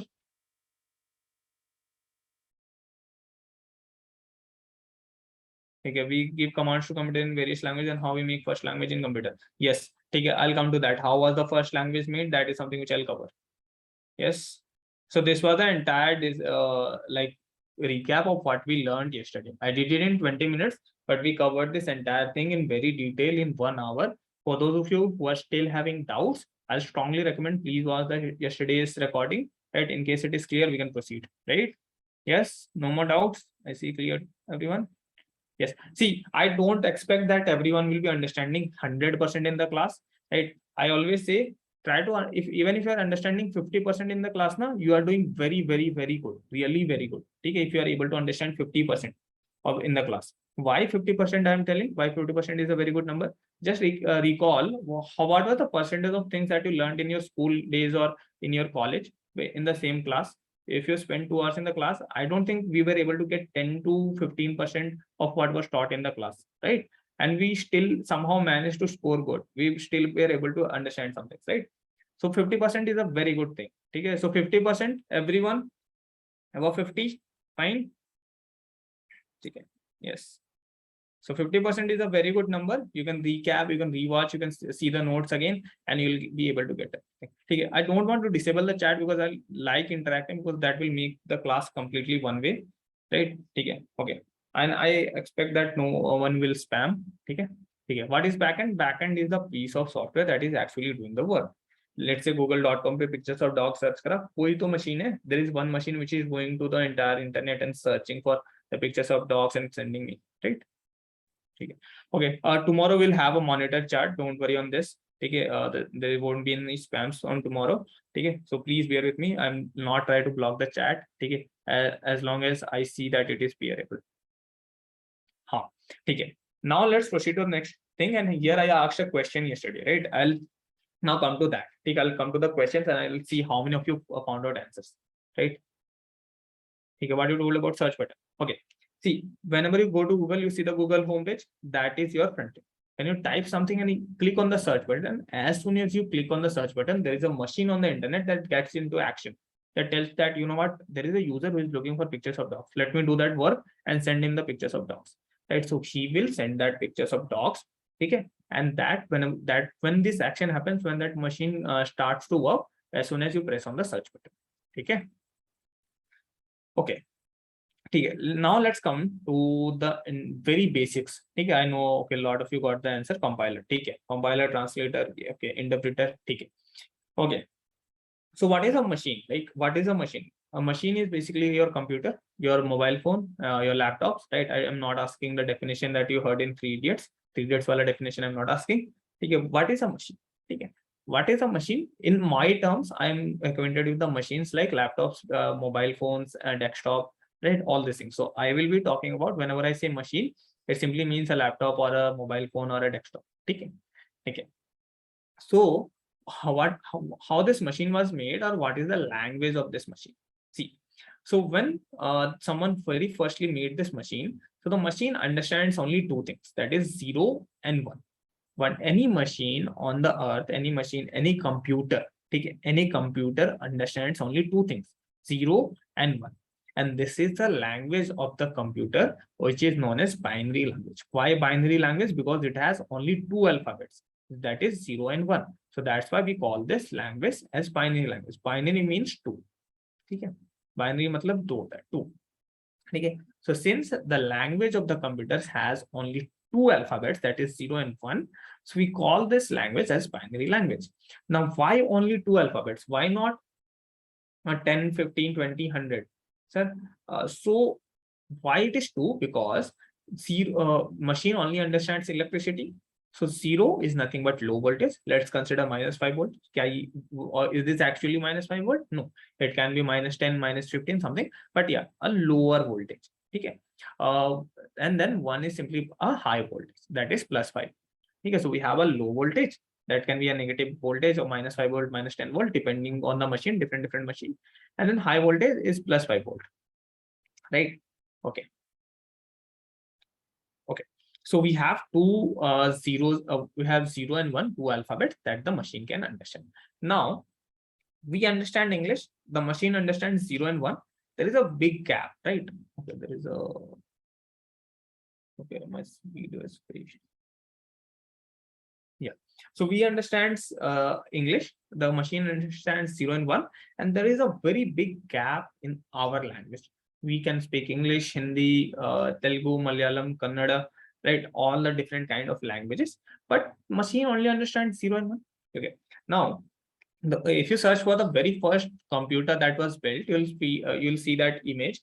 That computer is probably around capturing around space of 4 or 5 different rooms, right? 4 or 5 different large rooms, right? So, okay, first of all, everyone please try to listen here. I'll see all the questions in the chat. Okay, I'll try to address them. Okay, now everyone please try to listen for me for 10 minutes. Okay. Okay.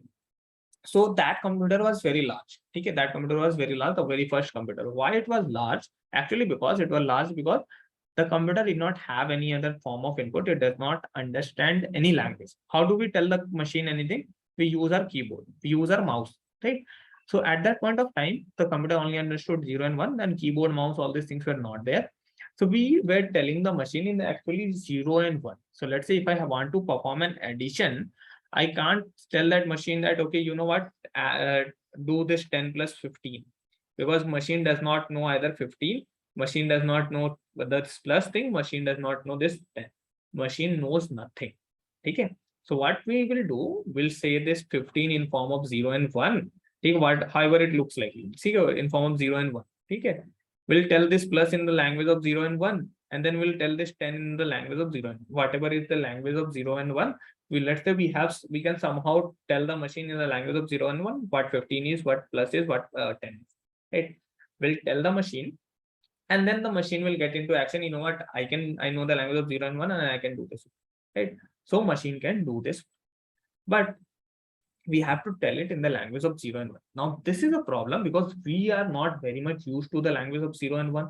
It is similar to understanding French or Spanish, or a language that we have never used, or we don't, right? So we don't know those languages.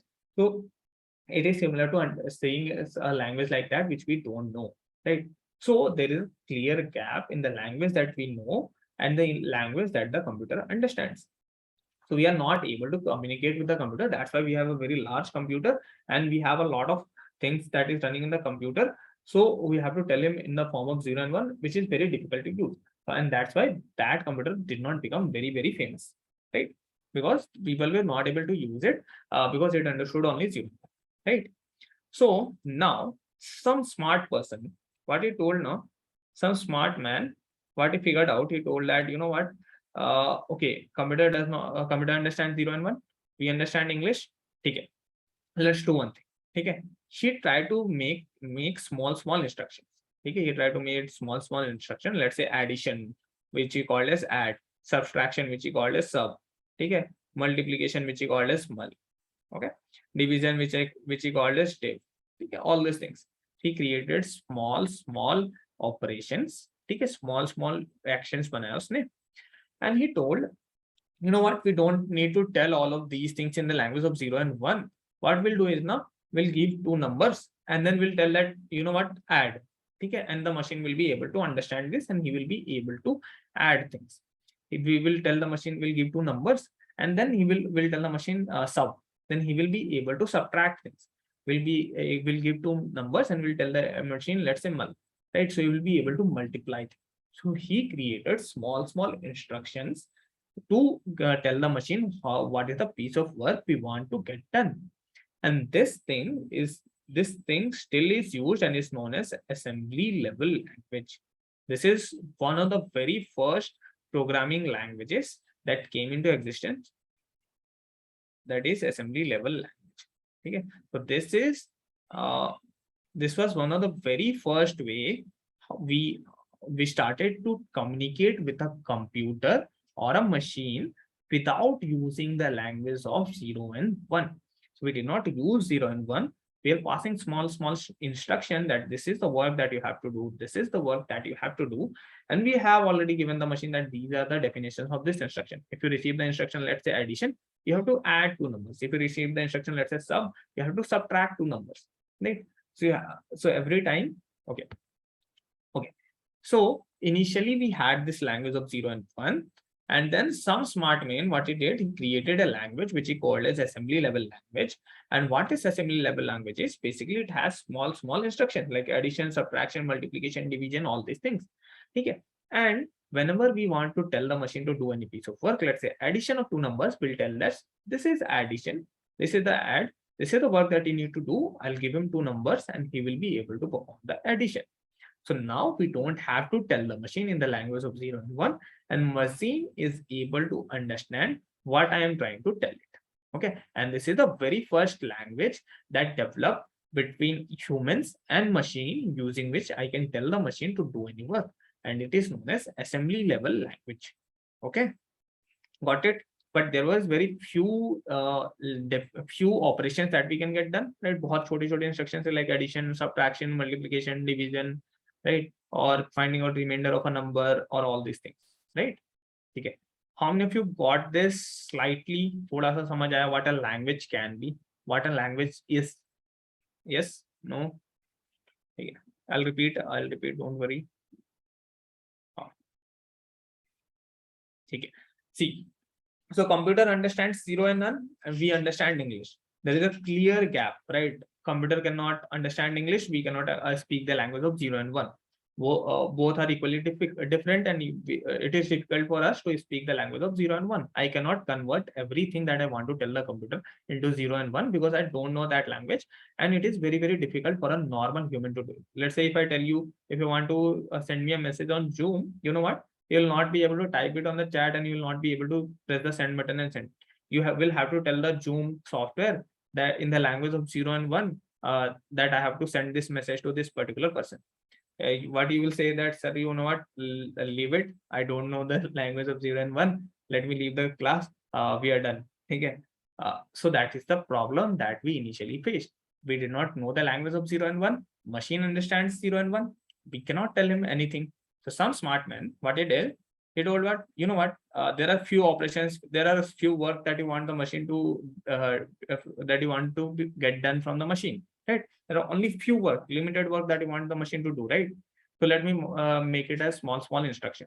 Whenever you say whenever you type add, machine will know that I have to perform addition. Whenever you will type subtract, machine will know that it has to perform subtraction. Whenever you type multiplication, machine will be able to know that this is multiplication. We have to perform it. If you type add and if you give it two numbers, what it will do is it will add two numbers and it will give you the result. And this is how the first language was born. And this first language using which we communicated with the machine is known as assembly level language. Okay. This language is still used in a lot of places like microprocessors, microcontrollers. There are a lot of small gadgets which use this language. A very basic example is your calculators, right? So what you are doing, you are passing this given instructions in the calculator. Calculator has buttons using which you can pass this instruction. So whenever you press on the add button, it is passing the instruction add to the calculator, and calculator expects two numbers that you will give him. It will simply perform the addition, it will get the work done. You cannot perform any other work from the calculator for which you do not have that button, right? अगर calculator में button नहीं है जिस work करने के लिए, so you cannot get that work done from the calculator. Let's say you do not have a button to find out the remainder after the division, so you will not be able to find out the remainder after the division from the calculator, right?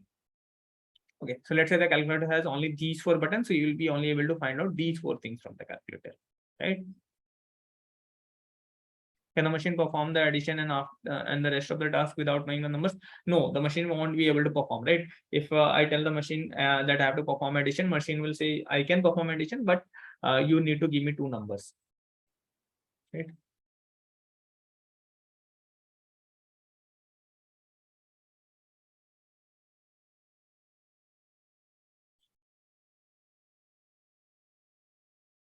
But sum is not 0 and 1. Yes, subtraction, multiplication, division, these are not 0 and 1, right? So these are our instruction. Internally kya hota hai? What happens internally? See, okay, now comes the second question, and which is important. Ki we defined this instruction, addition, subtraction, multiplication, but machine still understands 0 and 1, right? It is still running on a current, it is still running on electricity, it is still running on that 0 and 1 wala logic. It is not understanding anything else apart from 0 and 1. Okay.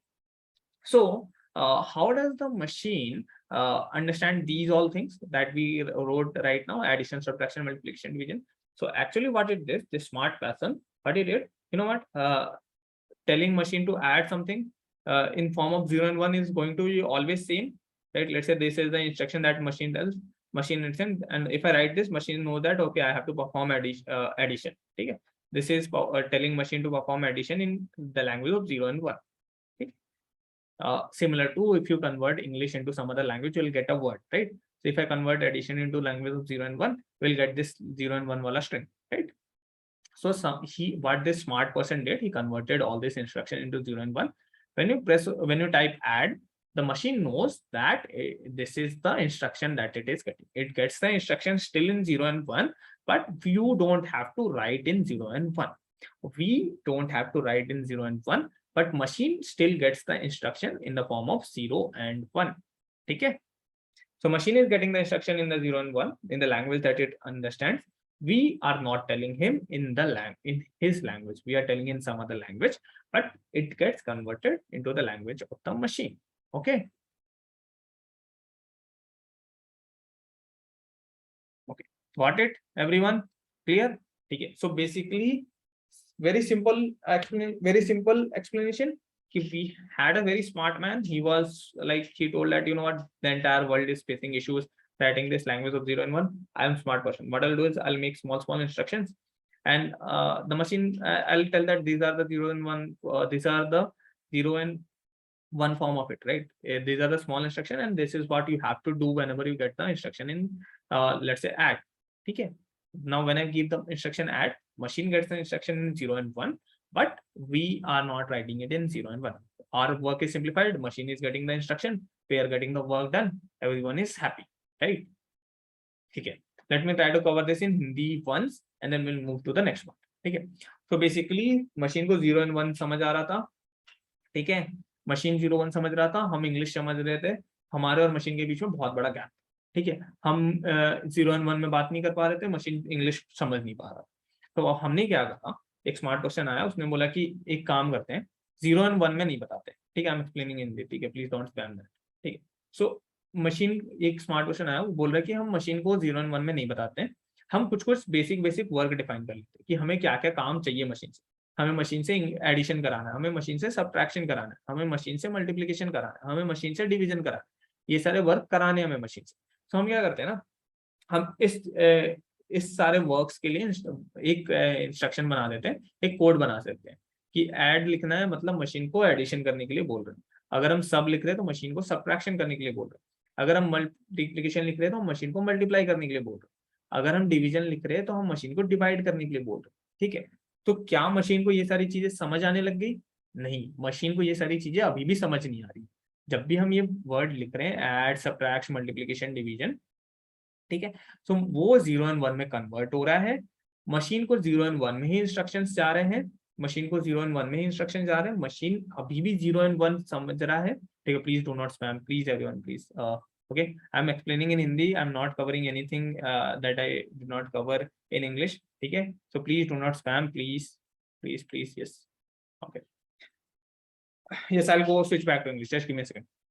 ठीक है, तो हम ये instructions दे रहे हैं machine को, addition, subtraction, multiplication, division. Let's say हमको addition करना है, तो मशीन को बोलेंगे ऐड, 2 नंबर इनपुट देंगे, मशीन क्या करेगा, मशीन उनको ऐड कर लेगा।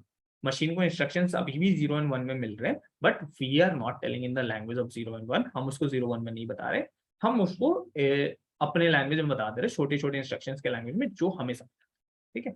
और इस तरीके के लैंग्वेज को हमने नाम दिया असेंबली लेवल लैंग्वेज। ओके, ठीक है। I know a lot of you don't know Hindi. I know a lot of you are facing issues with English. So this is what I do. See, I try to cover a lot of grasp in English. I try to recap the same thing in Hindi. ठीक है, so that everyone gets a good idea.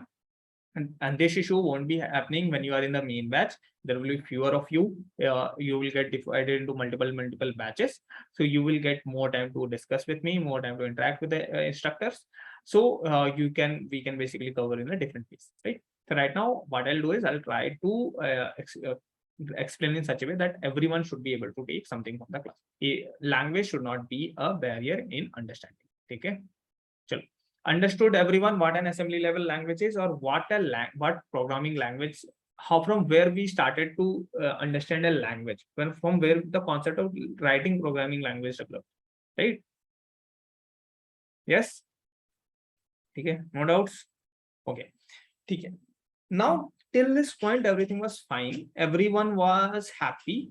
Now we had a language using which we can tell the machine to do some piece of work, machine can get that work done. Okay, okay, this is the last time I'm trying to address this question. See, how does the machine understand this zero, like addition, subtraction, multiplication, division? The machine still does not understand these instructions. Whatever these instructions are the basic works for which we define that. Let's say when I write add, machine knows that 0 and 1, machine gets the instruction in 0 and 1, machine को 0 and 1 के form में ही instruction मिल रहा है, ठीक है। But हम 0 and 1 के form में नहीं दे रहे, जो भी हम इंस्ट्रक्शन दे रहे हैं वो 0 and 1 में कन्वर्ट हो जा रहा है, और we are not worried about how this conversion is happening. We are simply giving the instruction, let's say addition, and these are the two numbers on which the addition is happening. This smart person wrote that logic, this smart person made that logic, how, well, if I write addition, how that instruction will get converted into 0 and 1. Because the machine is still getting the instruction in 0 and 1, machine is not getting addition, subtraction, machine is getting in 0 and 1, but we are writing in adds, that is getting converted from this to 0 and 1. Okay, जो भी instructions we are trying to give, that is getting converted to 0 and 1, and we don't have to worry about, because this smart person did that work for us. So we'll give instructions in this language. This smart person wrote a logic that will convert it into 0 and 1. Machine will get the instruction in 0 and 1, and everyone is happy. So whatever we write, that gets converted. Okay, if we are writing something else apart from 0 and 1, that is getting converted. And this is the smart person's. This smart person did that work of converting these instructions into 0 and 1. So now the machine knows that whenever I write this, it gets converted into this, and machine understands. Clear to everyone? Yes. And this was the birth of the programming language. Literally, this was the birth of the programming language. From here, entire concept of programming languages came into picture. Okay. Now, okay. So everyone, we as humans, we got, if we get the idea now, what we try to do is we try to make that idea big, right? We try to develop new things using that idea. Okay. So this smart person wrote a logic. What this logic is doing, this logic is simply taking an instruction in a language like English, which is addition. It is converting this into 0 and 1. Okay. Okay. But there are limited number of things, limited number of operations, limited number of things that this language can convert, right? For example, it can only convert, this logic can convert. So this is basically a logic which is converting this addition into 0 and 1. We write subtraction, so it will be able to convert it. But there are only limited set of limited instructions थे जो convert हो सकते हैं. There are limited set of instructions which can be converted from that instruction to 0 and 1, like addition, subtraction, multiplication, division. This list went ahead, but there was still limited. Till date, it is very limited list. Right? So in this assembly level language, we have a problem, that is we have limited instructions that we can convert. But this language is limited.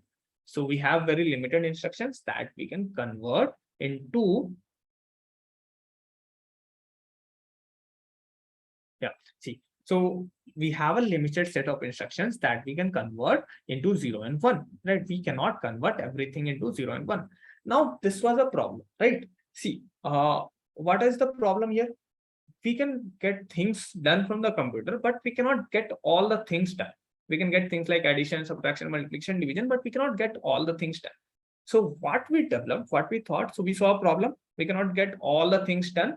So we saw the problem. So what we did, we developed now a language which we call as high level language. Okay. Okay. What is a high level language? Okay. So high level language is nothing but language in plain English. Okay. This is language in English. Now, how does this work? So we write things in English, which is known as high level language. Okay. And we have a mediator. Let's call this mediator as translator. Okay. And this translator converts it into the language of 0 and 1. Okay. This is similar to, let's say we understand English, computer understands French. We brought a translator in between. I want to tell, let's say I understand English, you understand French. If I have to communicate with you, either you will learn English or I'll have to learn French. Okay, this is one way. What is the other way? Let's say I don't want to learn French, you don't want to learn English. So how will we be able to communicate? What we'll do is we'll bring a third person who knows both, who understands English, who understands French. So I will tell him in English, he will convert it into French. He will tell me in, you will tell him in French, and he will convert that to me in English. Okay, so we brought a translator in between. Okay, so now the major question is, can we develop a translator which can convert our language, let's say English, into 0 and 1, and the entire problem is solved. Right? From where the problem started, computer understands 0 and 1, we understand English. We don't have any way to tell 0 and 1 because I don't want to learn that language. I don't have that much of time, nor the users on the earth have that much of time. So they thought, okay, let's create a translator which understands English. We'll tell him in English. He will convert it into 0 and 1, and then we will be able to tell the computer what to do. Plain and simple, all the problems solved. Okay. Now, this was the entire quest that started, and this was the entire exploration that started, and in time we developed n number of high level languages which can get converted into 0 and 1. Few of them you already might have heard, like Java, C++, C, Python, JavaScript, right?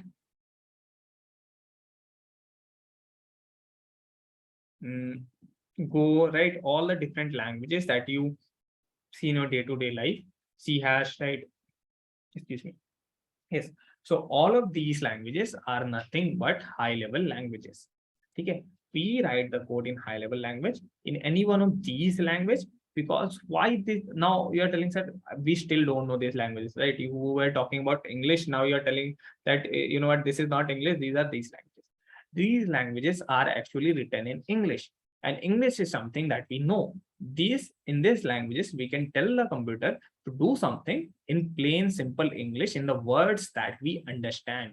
Okay, in the words that we can know. Okay, in the words that we can recognize. For example, let's say we want to tell the machine to perform addition. So we can use a word, we can use the let's say plus symbol that we understand. Okay, let's say I want to tell the machine to add two numbers. Now I don't need to tell the machine is 0 and 1. I'll tell that, you know what, do this. Okay. It will now it is the responsibility of the translator how it converts this into 0 and 1 and get my work done. That is no more my headache. Right. Yeah, so I will use any one of these languages to get my piece of work done. And now I'll leave it to the translator to convert it into 0 and 1 and to get my work done. Okay. So the entire concept of we writing any code or we performing anything relies on this translator. कि translator, how it converts that whatever we write into 0 and 1, and the machine can understand it to do the work. ठीक है, whatever we did. ठीक है. This part of language that we write is known as high level language because it is close to English. High level language means close to English that we as human understand.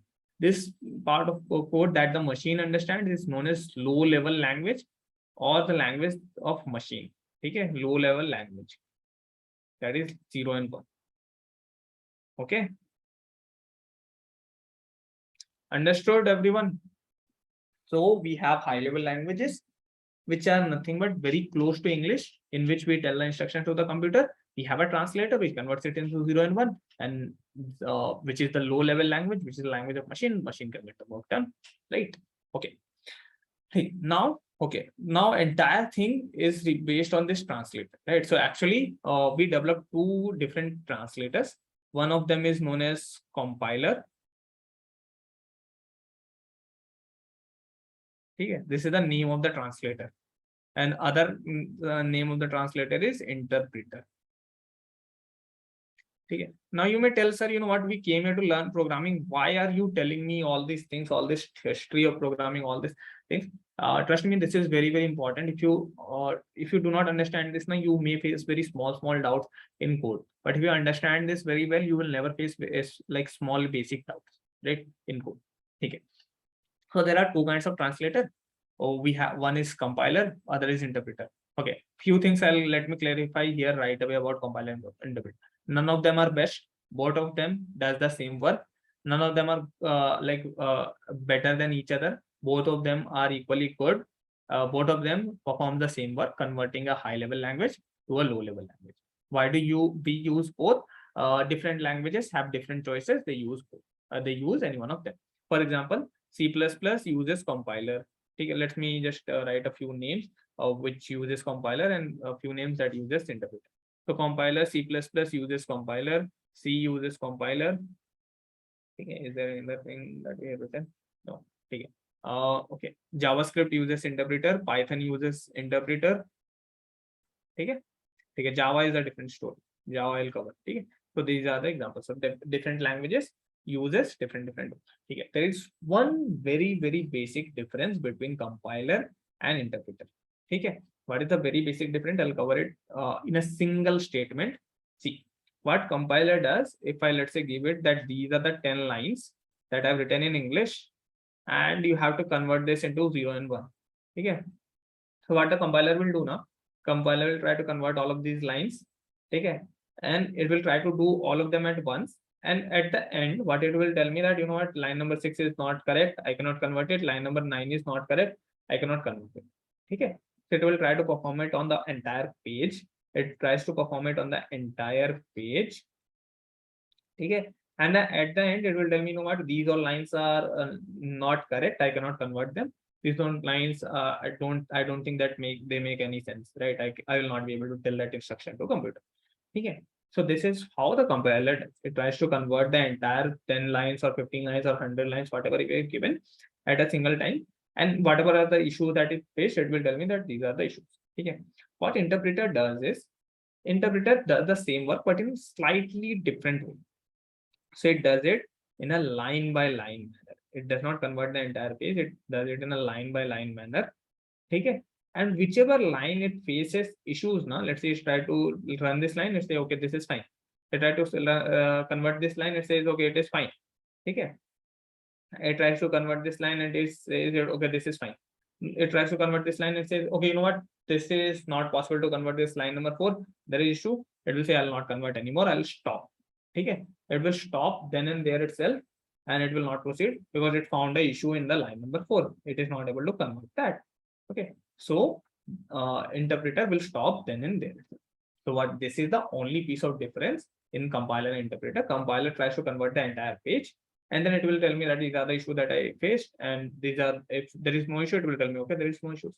Interpreter will try to do it line by line. If there is any issue that the interpreter faces, it will tell me that, you know what, I faced the issue at line number 4. I will not proceed further. Okay. HTML is a different thing. HTML is not a programming language, first of all. HTML is a different thing. Okay. I'll explain what HTML is in some other class. Okay. Clear? Compiler, interpreter. So these are the two kinds of translators we know, and which does the same work but in different ways, right? Let's say these both of them convert English to French. One of them converts the entire sentence at once, right? And other converts each word each word at a time, right? They both give us the same result, that is in the 0 and 1, but different ways to do the work, right? Okay. Yes, clear? No doubts? Yes. Okay. So we figured out two different things. Perfect, right? We figured out two different things. Compiler, interpreter. We're searching for one translator, but we in the quest of one we made two, right? And both are equally efficient. Both are equally able to do the work. Okay. All the programming languages uses one of them. So what time the recording will be available? As soon as the class gets over and the recording gets converted, you will have it at max within an hour. Okay. Okay. So as soon as okay, so both of them does the same work, and now we have different languages which uses them to get the work. Let me explain this small thing in Hindi once. ठीक है? So basically हमारे पास English में हम code लिख रहे थे, इसको हमने बोला हाई लेवल लैंग्वेज. अब इसमें ना हमने बहुत सारे लैंग्वेजेस बना लिए, जावा, C++, पाइथन, जावास्क्रिप्ट, गो, ऐसे बहुत सारे लैंग्वेजेस बना लिए. ठीक है. फाइनली हमने सोचा कि एक ट्रांसलेटर होगा. ट्रांसलेटर इन लैंग्वेजेस को जो हम इंग्लिश में लिख रहे हैं 0 and 1 में कन्वर्ट करेगा. 0-1 में हमारा कोड चल रहा है, 0-1 मशीन को समझ आता है, हमारा कोड चलता रहेगा, राइट? अब प्रॉब्लम क्या था? ओनली प्रॉब्लम क्या था? हम इंग्लिश में कोड लिख सकते थे, मशीन को 0-1 में समझ आ रहा है, हमने एक ट्रांसलेटर रखेंगे बीच में जो काम कर रहे हैं, इंग्लिश को 0 and 1 में कन्वर्ट कर रहे. पर ट्रांसलेटर हमें बनाना. अब हमें एक ट्रांसलेटर बनाना था, हमने दो बना दिए. ठीक है. एक का नाम है कंपाइलर, दूसरा का नाम है इंटरप्रेटर. दोनों क्या करता है? जो भी हाई लेवल लैंग्वेज, जो भी हम English language high level language में कोड लिखते हैं, किसी भी लैंग्वेज में, C++, जावा, पाइथन, गो, उसको 0 and 1 में कन्वर्ट करते हैं. For example C++, compiler use करता है, कंपाइलर यूज करके C++, में जो भी इंग्लिश में लिखते हैं, जो भी हाई लेवल लैंग्वेज में लिखते हैं, उसको 0 and 1 में कन्वर्ट करता है कंपाइलर. इंटरप्रेटर जावास्क्रिप्ट और पाइथन जैसे लैंग्वेजेस इंटरप्रेटर यूज करती है, जो हाई लेवल लैंग्वेज को 0 and 1 में कन्वर्ट करता है. ठीक है. बेसिक डिफरेंस क्या है कंपाइलर एंड इंटरप्रेटर? एक कंपाइलर क्या करता है? एंटायर पेज को एक साथ कन्वर्ट करता है. ठीक है. एंटायर पेज है, पूरे पेज को कन्वर्ट करने की कोशिश करेगा, और एट द एंड मुझे बताया कि यू नो व्हाट, कि मेरे को कोई इशू नहीं मिला, या फिर अगर इशू मिला तो मुझे इस लाइन पे इशू मिला, लाइन नंबर 6, लाइन नंबर 9 पे लेट्स से इशू मिला, तो मुझे बताएगा लाइन नंबर 6 और लाइन नंबर 9 पे उसको इशू मिला, और वो कन्वर्ट नहीं कर. ठीक है. इंटरप्रेटर क्या करेगा? वो लाइन बाय लाइन कन्वर्ट करने की कोशिश करेगा. ठीक है. अब जिस भी लाइन पे उसे इशू आएगा ना, वो बोलेगा कि भाई मुझे तो इशू दिख गया, मैं और लाइंस को कन्वर्ट नहीं करूंगा, क्योंकि मेरे को नहीं लगता कोई काम का ये कोड, क्योंकि ये लैंग्वेज, क्योंकि जो भी तुमने लिखा है उसमें तो इशू है, ये तो कन्वर्ट नहीं कर सकता मैं, राइट? तो ये लाइन बाय लाइन कन्वर्ट करता है, और जिस भी पॉइंट पे इसको इशू दिखता है मुझे बता देता है कि इस पॉइंट पे इशू दिख रहा है मुझे, और मैं कन्वर्ट नहीं करूँगा. ठीक है. सो कंपाइलर क्या करता है? एंटायर पेज को एक साथ कन्वर्ट करता है, इंटरप्रेटर लाइन बाय लाइन. कौन सा बेस्ट है? None of them are best. ठीक है. Both of them do the same work, both of them take the same time, both of them are equally efficient. ठीक है. It is just that different languages use is different like one of them, either one of them. ठीक है. both of them are equally efficient and does the same work. ठीक है. It's just like how we have defined language, which one we want to use, we use any one of them. ठीक है. And that is something we don't have to choose. The language already gives us. And for example, let's say if we code in JavaScript, it will use interpreter. It will use translator. It will use interpreter to convert it into 0 and 1. It will not matter to us how it is converting, what it is doing. We'll use JavaScript. It is the responsibility of that interpreter to get that work done, right? Not mine, right? चलो ठीक है. Enough for this. Just take a minute break. ठीक है. चलो, we covered around 1 hour, right? ठीक है. I'll give you 2 minutes break. Go drink some water. Bring your popcorns. ठीक है. We'll move to the next exciting part. ठीक है. Please don't go to watch the match. ठीक है. Refrain from the match. ठीक है. 2 minutes break. ठीक है. Okay, I'll take up questions in the chat. Okay.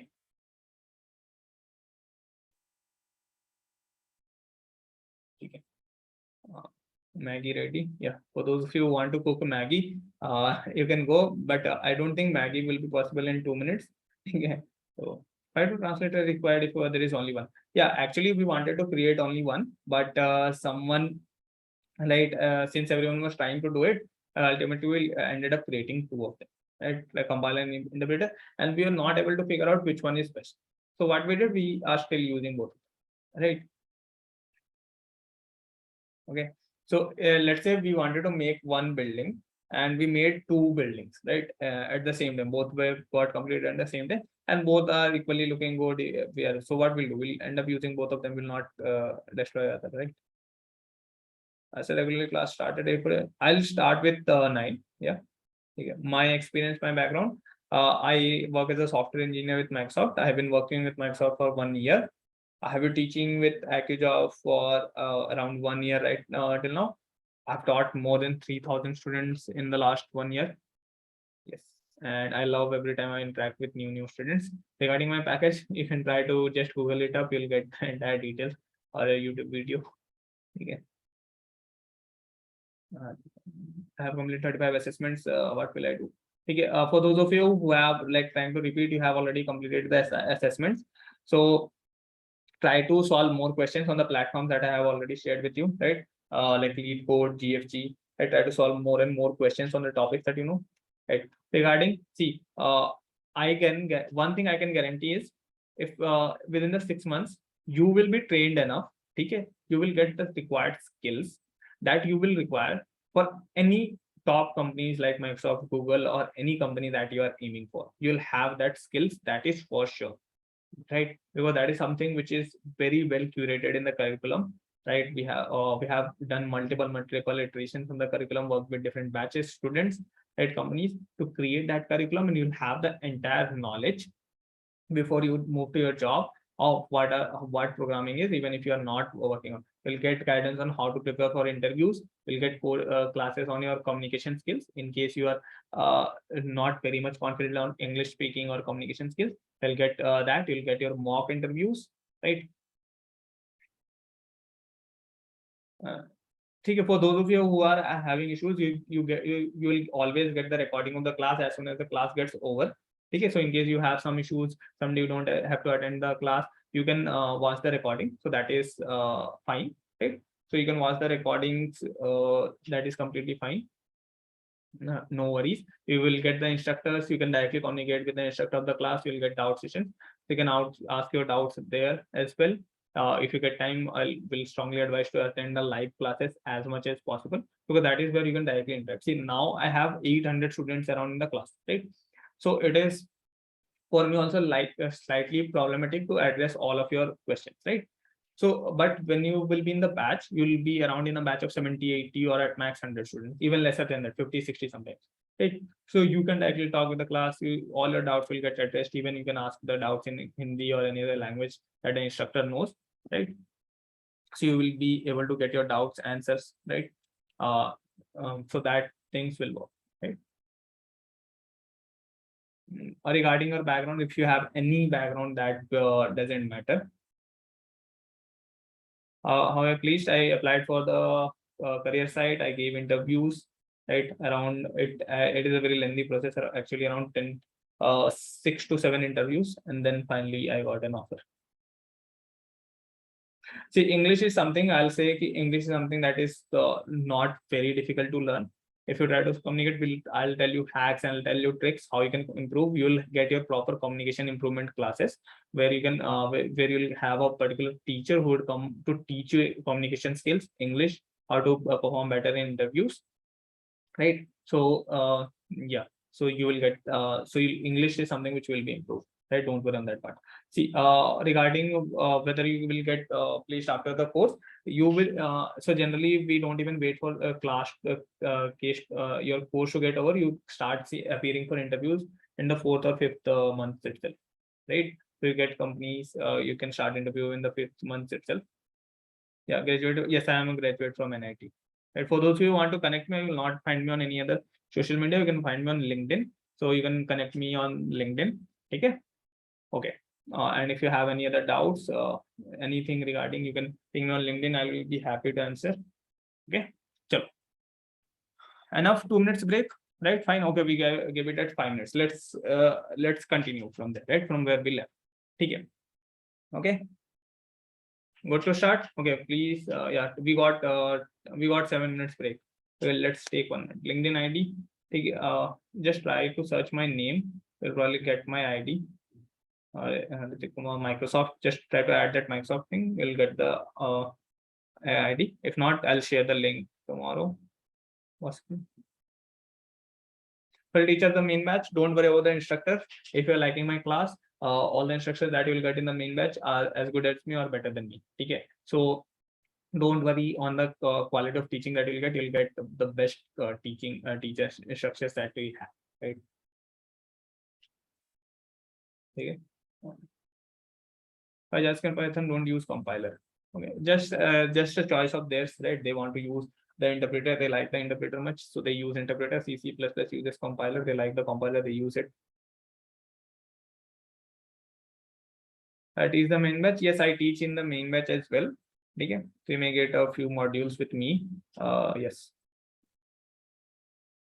A problem solving is just practice more. Just try to understand what is the problem. Just try to see what is the issue that you are facing. Just try to recap the concepts. Try to solve more and more questions. That will help you better. Okay, I'll take up your doubts at the end. Okay, let's come back to the class, and then I'll take your doubts at the end. Okay, everyone, come back. Okay, let's start. See, okay, so we have it. Okay, now do not spam. Yes, I guess someone pasted the correct link for my LinkedIn profile. Yes, that is the one. Yes, you can connect with me there, right? Okay. What is the minimum time? See, you will get 2 hours to 3 hours of class, and 3 hours of class, and around 2 to 3 hours that I'll say that you should practice on your own. So 5 hours around commitment is good time, right? If you spend 5 hours, you should be able to get into any like FANG level companies within 6 months. That is pretty much sure. Okay. Okay. So let's come back. So now we have a high level language that is English. We have bunch of them, right? We wanted to make one. We created a number of them, Java, C++. Actually, in practical world, there is hundreds of such languages that exist. And then there is each of them languages use as compiler or interpreter, and then they get converted into 0 and 1. Machine understands 0 and 1.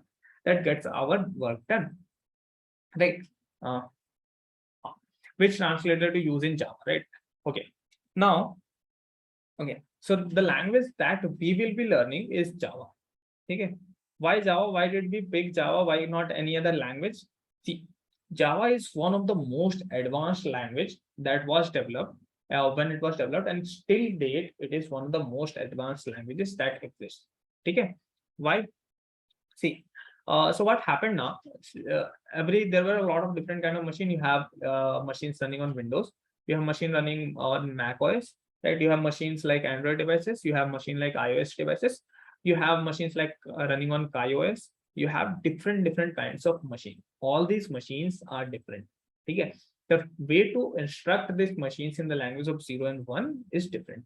In different machines code, let's say Android phones, iOS phones, Mac OS, Windows device, all these different phones, in order to instruct them in 0 and 1 is different. Okay? So what happened now? We developed so many languages, but none of them was able to, if you write a code in, let's say, C++, the same code may work in Windows but may not work in Mac OS. Same code may work in let's say Mac OS, may not work in Android device or something. Okay, so these languages faced these issues in the initial days, and then came a very good engineer. His name was James Gosling. Okay, so what he did now, he told that, you know what, I'll develop a language which is in which we do not have to worry about all these small problems, and all these different platforms that exist, or all these different platforms that will come into picture in future. All these platforms will be able to understand the code that we have written. So whatever code or whatever program that we'll write in, let's say, Java, so and once it gets converted into 0 and 1, all the machine will be able to understand. Now, how did this person do this work? So what he did now, he did not use video stuff. Okay, just a second. Yes, okay, Thank you for that. Okay, I did not say it. Okay, so what this person did now? So everyone was using either a compiler or an interpreter. Now this person did what he told that, you know what, will not use compiler interpreter, we'll use both of them. So what he did, he converted he used a compiler, okay? So he converted the entire code into not 0 and 1, not 0 and 1, into something known as JBC or Java bytecode. Okay. And then what he did, he used an interpreter. Okay.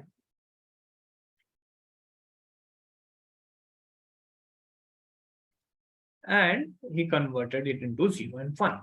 Now, then everything earlier was happening in a single step. Either we use a compiler or we used an interpreter. Okay, we used either a compiler or an interpreter to convert our language, whatever it is, into 0 and 1. Now, this person came, you know what, he told that, is the video lagging or is there any lag? I'm seeing a few things like lag. Is it fine? Video is lagging, sound is clear.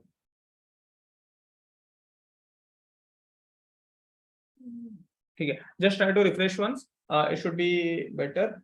Okay, just try to refresh. For those who are facing lag, there is no lag actually at this end. Okay, okay. So what this person did now, he used Java.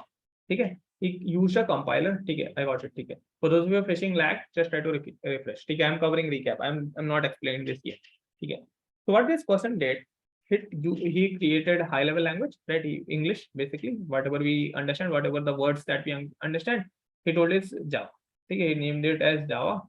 Use a compiler to convert this Java into something known as Java bytecode. What is Java bytecode? Java bytecode is a special instruction. Okay, this is not 0 and 1. This is not English. This is neither English. This is not 0 and 1. Okay, it is not English or 0 and 1. It is not any one of them. Okay, it is none of them. Okay, this is a special language that is developed. Okay, so what he did, he used a compiler to convert it into JBC. Okay, or Java bytecode. And then he used an interpreter to convert this JBC into 0 and 1, which is the low level language or the language that the machine understands. Okay, so whatever code we write in Java, so it first gets compiled, converted into Java bytecode, which is a special instructor, and then it uses interpreter to get converted into 0 and 1. So earlier it was a single step process. This person made it a two-step process. What was the advantage of it? Making it into two-step process. Now, whatever code I write now, whatever program I'll write, it will use the compiler to convert it into JBC. Now, this JBC can get converted by using an interpreter of Mac OS into the 0 and 1, which Mac OS understand. It can use an interpreter of Windows to get converted into 0 and 1, which Windows understand, right? So it became the very first language which is platform independent. And this was the major reason we started develop softwares on Java. And till date, we have n number of large softwares. Okay, sorry, I spelled it incorrectly. Yes, until date we have n number of large softwares that run on the language like Java. So that is why Java is very important till date, and this is one of the very fundamental, very important languages that exists out there. Okay, this has a lot of things, and this was the one of the very first languages that introduced concept like object-oriented programming, right? Introduced concept like platform independence, right? All these things. Why compiler first and interpreter next? Because this is what James Gosling felt. So he firstly used a compiler to convert it into JBC, and then he thought, what? Okay, I have used a compiler. Let me use the interpreter to convert it into 0. And he actually gave a name to this interpreter as well. There is a name to this interpreter. The name there is a name to the interpreter of Java, which is known as Java virtual machine. In the all other languages, there is no name to the interpreter. Okay, but only in Java there is a name to this interpreter. He liked this interpreter so much that he gave a name to it as well, Java virtual machine, or he named it as JVM. Also, you'll see that JVM is written a lot of place. So what is JVM? JVM is nothing but this name of this interpreter. This interpreter का नाम है JVM. ठीक है, Java virtual machine. Can we convert Java directly using interpreter? No. Interpreter, this JVM is not able to convert JBC into 0. It will not be able to convert Java into 0 and 1. It will only be able to convert JBC into 0 and 1. Okay. See, the interpreter. So, okay, either we use compiler or interpreter. The compiler and interpreters are different based on different language. Every language has their own compiler or interpreter. Similarly, Java has its own compiler and interpreter. Java's compiler converts Java into JBC, and then Java interpreter converts JBC into 0 and 1.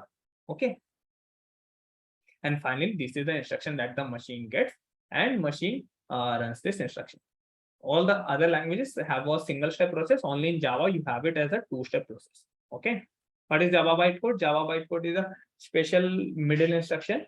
Okay. It is neither plain English, it is not the language of 0 and 1. It is some middle ground. Okay. Some special instruction we don't have to worry about, because we'll be writing our code in Java. Machine will be understanding it in 0 and 1. It doesn't matter how it is getting, just we have to know the process of how this gets converted. Okay. So we write code in Java.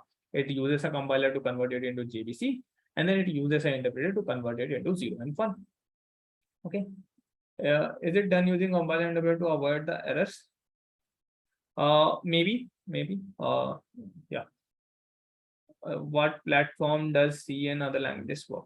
So all the platform, what does a platform mean? Platform means any device, like Windows device, Mac OS device, Android device, iOS device, right? So Java is one of the very advanced app. How many of you have used mobile phones like in around 2012, 13 or 2011 time, when you had that small games coming into your Samsung phones, right? And you open that and you see that Java, that there was a Java games, right? So Java was practically one of the only languages at that point of time using which you can develop code in Android. What is JBC? JBC is nothing but the small step instruction, right? You write Java, the Java has a compiler which converts it into a small thing known as JBC. Okay. And then JBC uses, then we have an interpreter whose name is JVM, which converts this JBC into 0. Finally, machine gets 0 and 1. We write code in English. We are happy. Machine is happy. But the process of conversion is step by step. Okay. What is platform independent? Java, since it uses two-step process to convert. Okay. See, the instruction of 0 and 1 will be different for Windows and different for Mac. Okay. Let's consider two devices, Windows and Mac. Okay. So the 0 and 1 instruction for Windows is different as compared to the 0 and 1 instruction for Mac. Why? Because both of them are completely different platforms, completely different machine. That दो machine का instruction कैसे same हो सकता है? That even though let's say I speak English and then there is a person who is in America or in let's say UK, he speaks English. My way of speaking, my words that I use are different, and his way of speaking, the words that he uses is different, right? So same way, Windows and Mac understand 0 and 1, but they understand it in differently. They have different ways of telling the same thing in Windows and in Mac. Okay? So this was the major problem that all of the languages faced, that if I write a code which is working on Windows, it will not work in Mac. If I write a code that is working on Android, it will not work in iOS, right? So this James Gosling designed a two-step process. It will convert it into firstly JBC. JBC is platform independent. You don't have to worry about anything.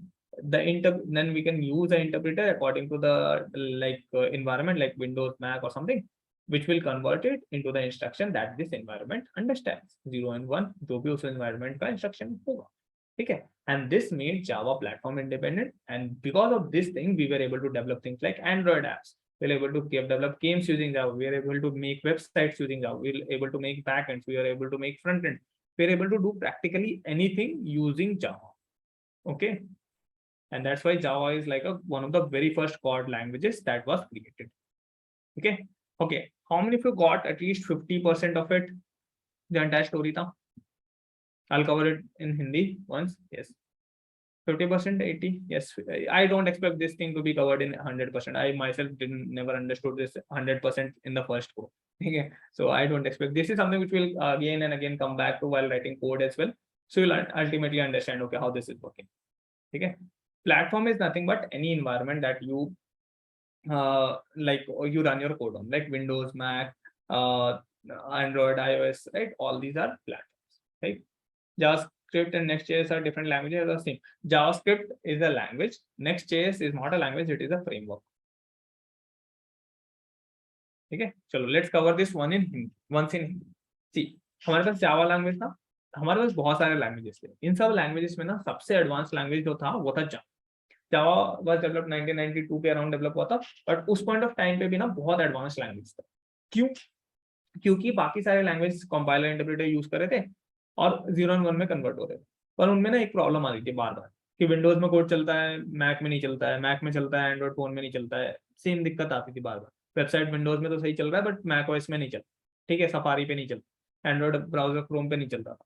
ठीक है, तो ये issue बार बार आता था.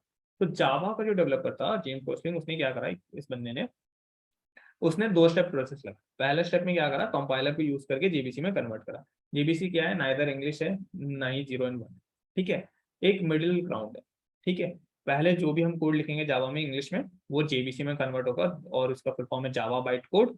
ठीक है, और ये सारे प्लेटफॉर्म के लिए सेम होता है. जावा बाइट कोड सारे लैंग्वेज प्लेटफॉर्म के लिए सेम होता है. पर फिर इसने क्या करा, एक इंटरप्रेटर बनाया, उसका नाम था जेबी. अब ये इंटरप्रेटर डिफरेंट डिफरेंट एनवायरनमेंट के हिसाब से डिफरेंटली कन्वर्ट करता था जेबीसी को 0 and 1 वाले इंस्ट्रक्शन में. विंडोज में है तो विंडोज के हिसाब से कन्वर्ट करेगा, मैक में तो मैक के हिसाब से कन्वर्ट करेगा, एंड्रॉइड में एंड्रॉइड के हिसाब से, आईओएस में आईओएस के हिसाब से.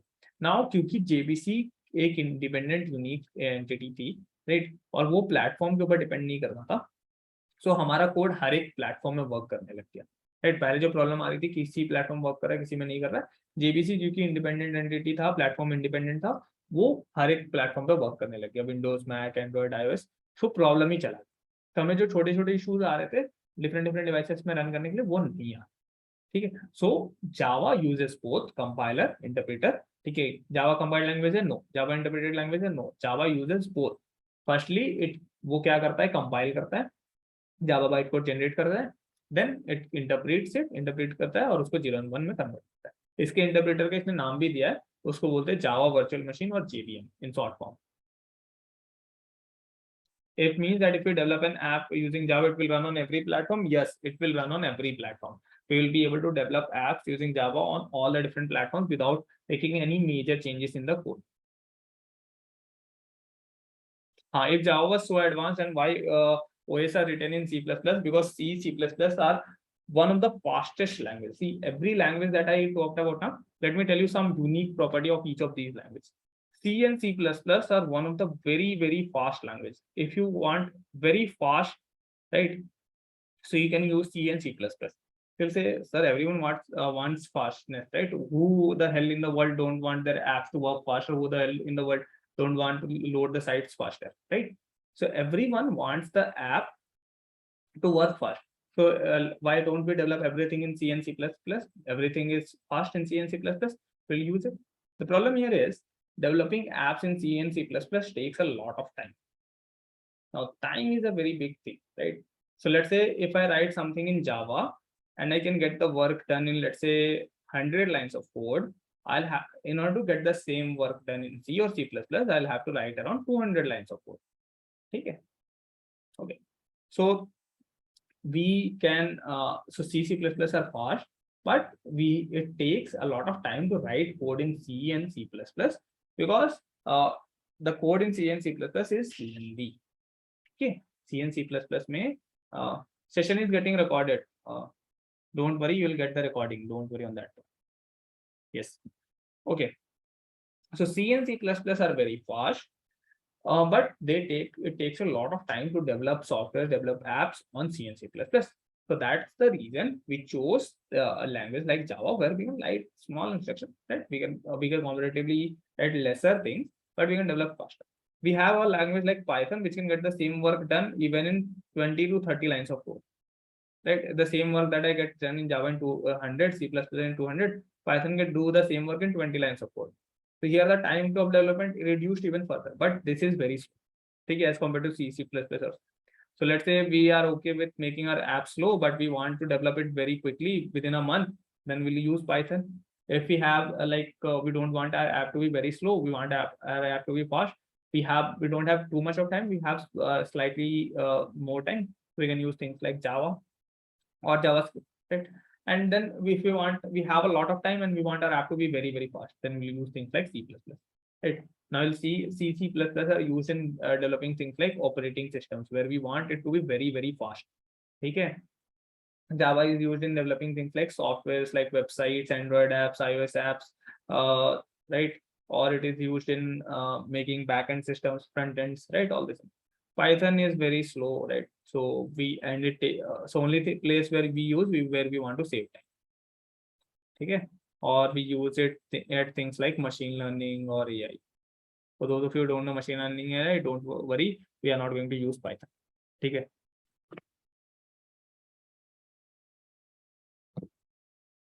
Every language was facing the same problem when converting into different platform. Why Java to JBC doesn't face the same problem?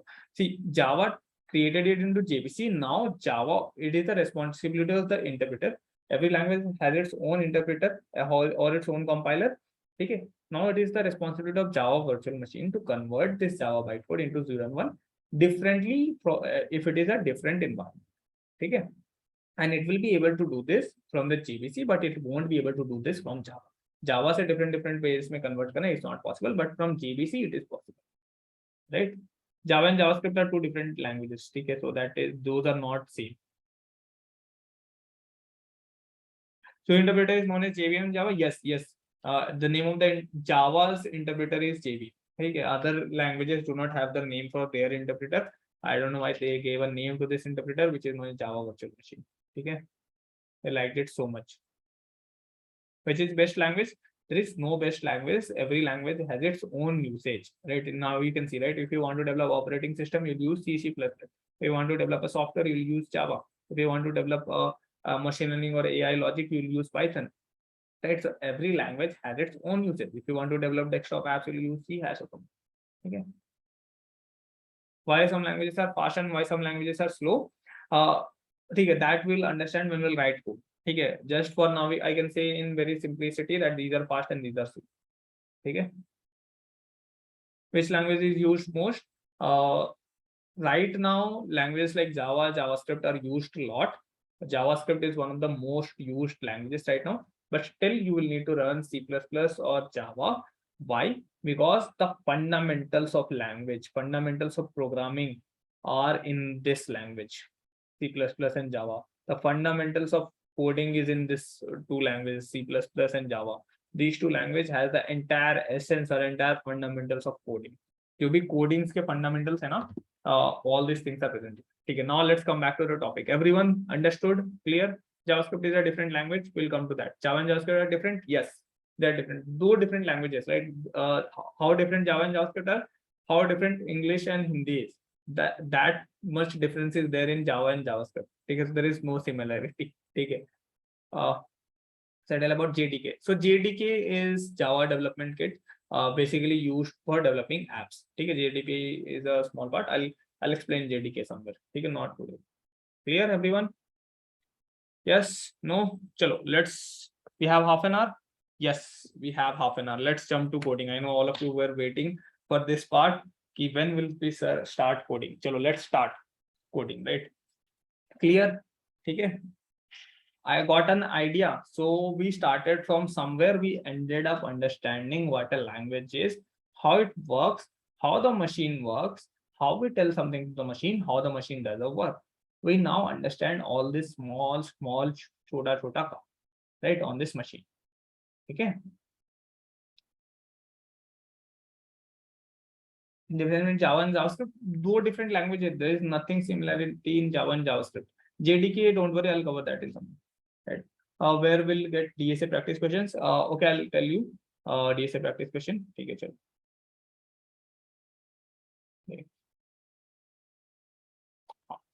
Okay, chalo, let's come back. Let's go to the browser. Okay, just give me a second. I'm stopping the share now. I'll reshare with the screen where we have this coding terminal. Okay. Chalo.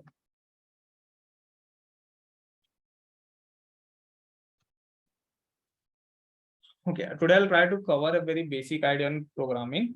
Okay, we'll try to do a small code, and from tomorrow we'll start with actual code. Okay, like we'll do coding. We'll not cover any small thing. We'll try to actually see code. Okay, so yes. ठीक है. Okay, why can't we use software C, C++ for software development? We use them for software development. The only thing is it takes a lot of time to build software on C, C++, and we don't have that amount of time. Right? See, as an engineer, we don't have that much of time to build code in C, C++. Right? So that's why we use Java, which is pretty much faster. I know C, C++ and Python. Should I learn Java?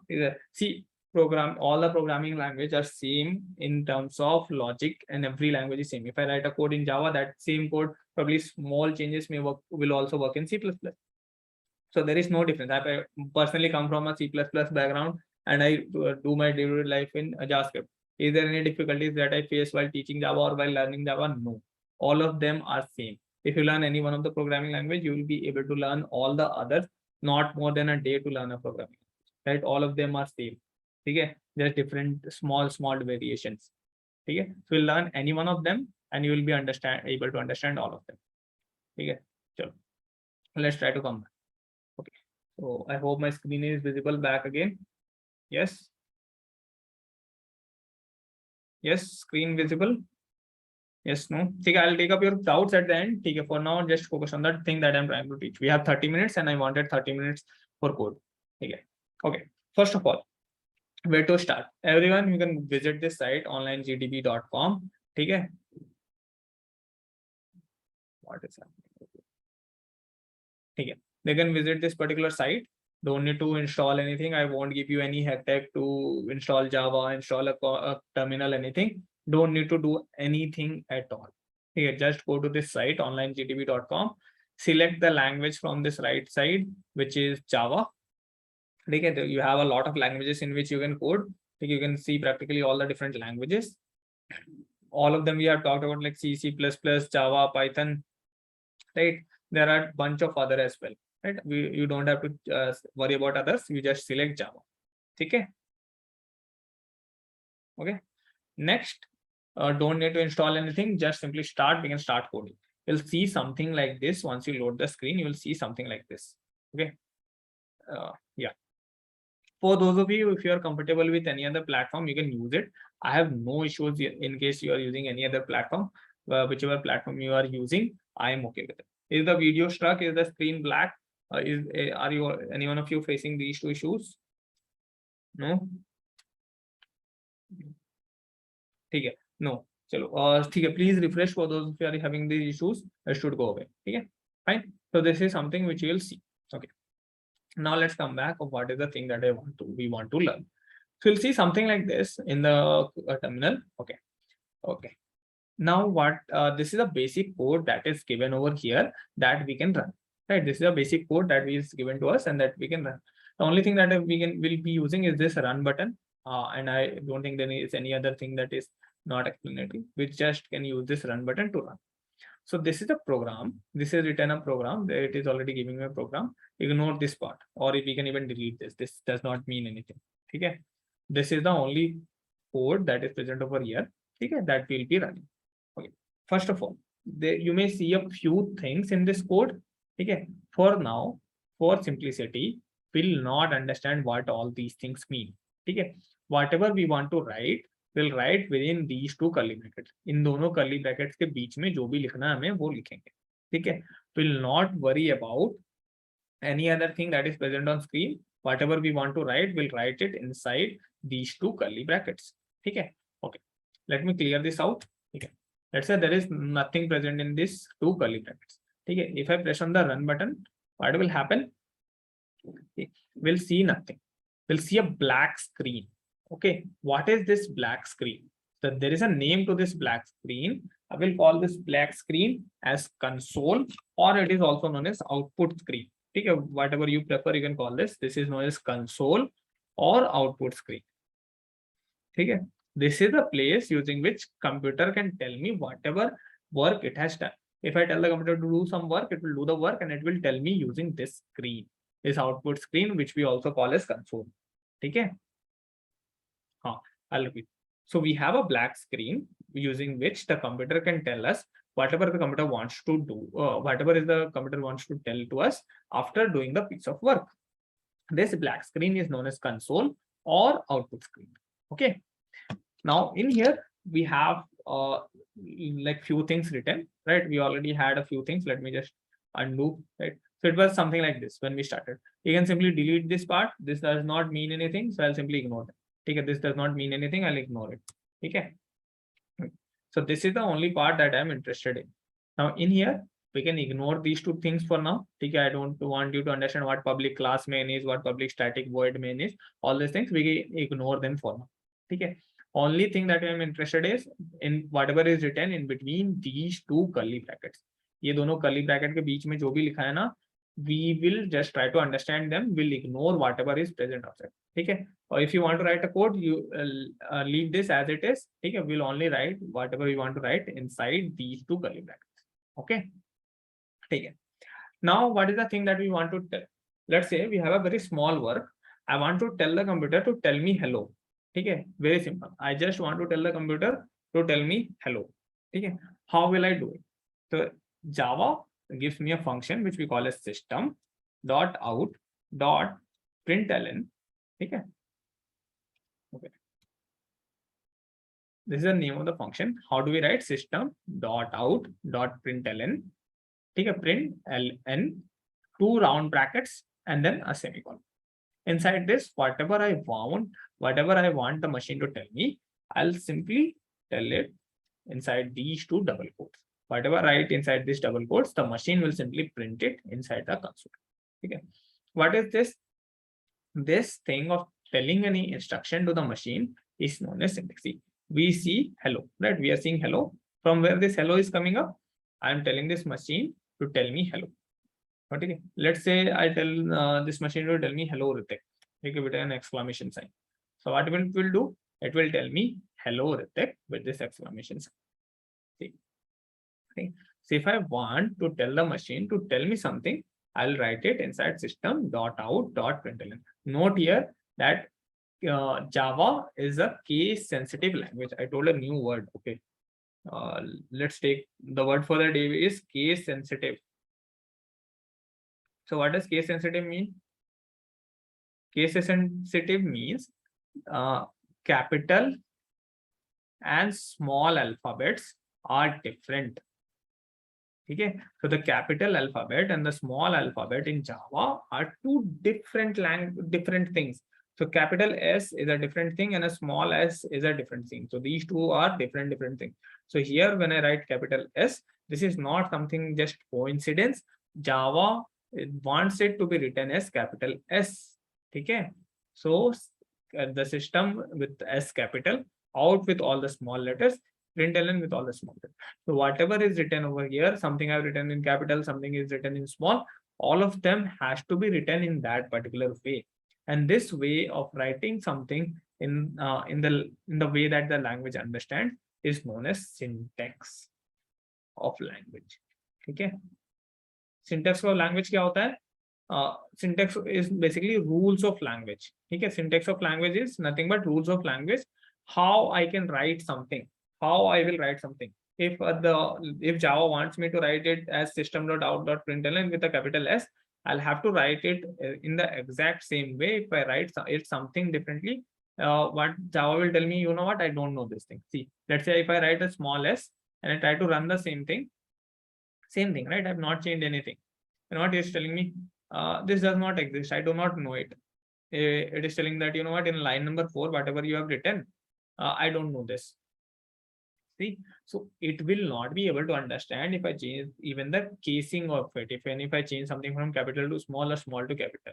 Okay. And this exact way of telling something, or it's known as syntax of language or rules of language. Right? Every language has its own set of rules or own syntax. How we can tell it? Right? It will be different in C++, it will be different in Java, different in Python. Right? Okay. For now, I'll not explain these two lines. At least ignore it for the first 2-3 classes. Okay. It is not of any use to us right now, so we will not understand them. Right now, we want to understand small things. How can I tell the machine to tell me something? So I'll tell it using system.out. What is syntax? Syntax is nothing but rules of language. What is rules? If how I can tell machine to do something. Okay. And every language has its own rules of how I can. Let's say I want to tell them Java to tell me hello. right? So Java has its rule of how I can tell this, and the rule is by writing this. By writing this statement, I can tell the machine to tell me hello Ritik, right? And this thing is known as syntax of the language. ठीक है, समझ आया syntax क्या है? Syntax is basically a rule how I can tell the machine to do something. मैं machine को कैसे बता सकता हूँ कि क्या करना है. सो एक पर्टिकुलर फॉर्मेट में बताऊंगा, उस फॉर्मेट को सिंटेक्स बोलते हैं, उस रूल को सिंटेक्स बोलते हैं, जो रूल्स फॉलो करके मैं बताऊंगा. ठीक है, यस, क्लियर. ठीक है, remaining that I'm not going to explain, please stop asking question on these two lines. For now, ignore. Only thing that we'll be using is whatever is written inside these two curly brackets. Apart from this, I'm not interested in any other stuff or any other thing. Okay. Okay. So right now we wrote system.out.println. What does this mean? I'm telling the machine, tell me hello Ritik. Okay. Can I tell the machine to tell me something else? Yes, I can write one more system.out.println. And you can tell me and tell the machine that, you know what, tell me hello Ritik, and then tell me hello world. Okay. So what it will do, it will firstly tell me hello Ritik, and then it will tell hello world. Right? It is telling me hello Ritik, and then it is going and telling me hello world. Okay. Okay. If you do not understand syntax and rule wala thing, we'll gradually understand what syntax and what rules of languages means.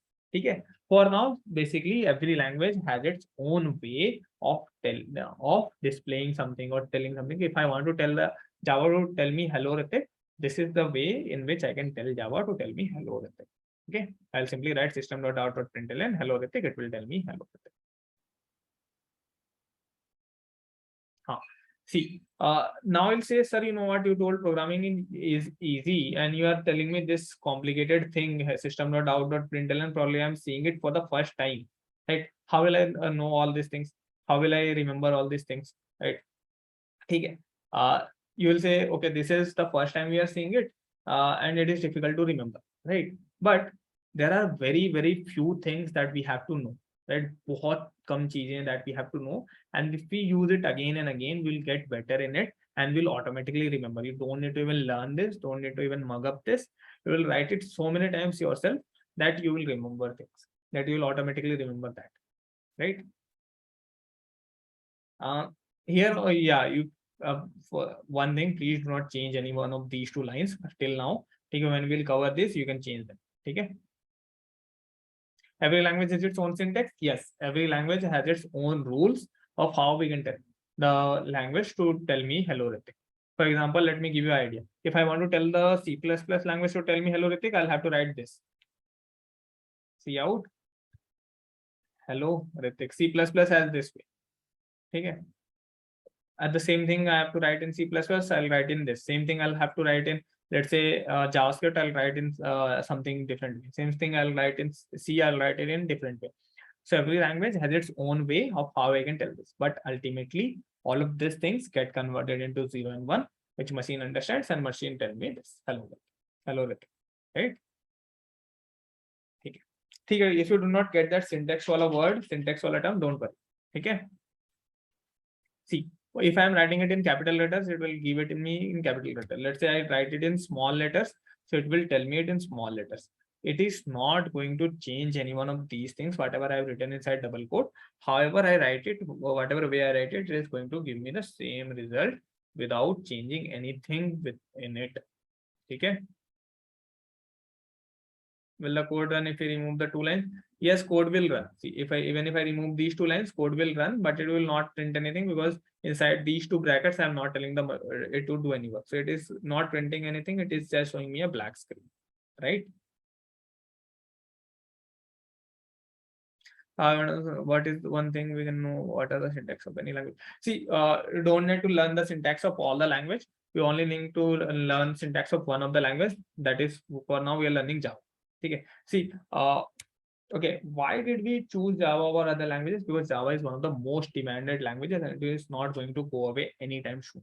It is one of the most fundamental languages to learn, and you will become very strong in programming if you are able to understand concepts in Java. Okay. Okay.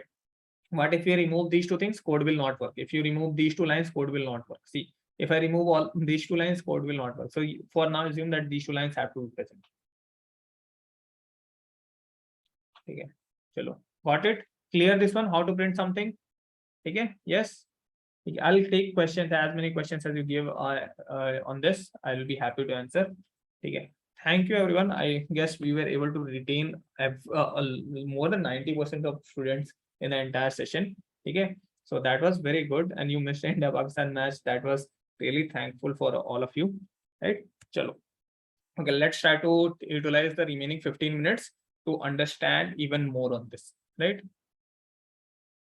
So in which application I'll advise, don't use any application, don't install any software, use this online GDB. This is really very good. You don't need to do anything, just visit this site, start coding, or what else you need, right?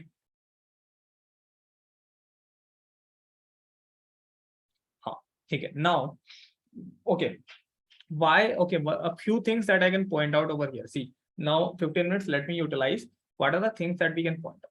See, we are putting a semicolon at the end. Does this semicolon mean something, or I'm just putting it randomly?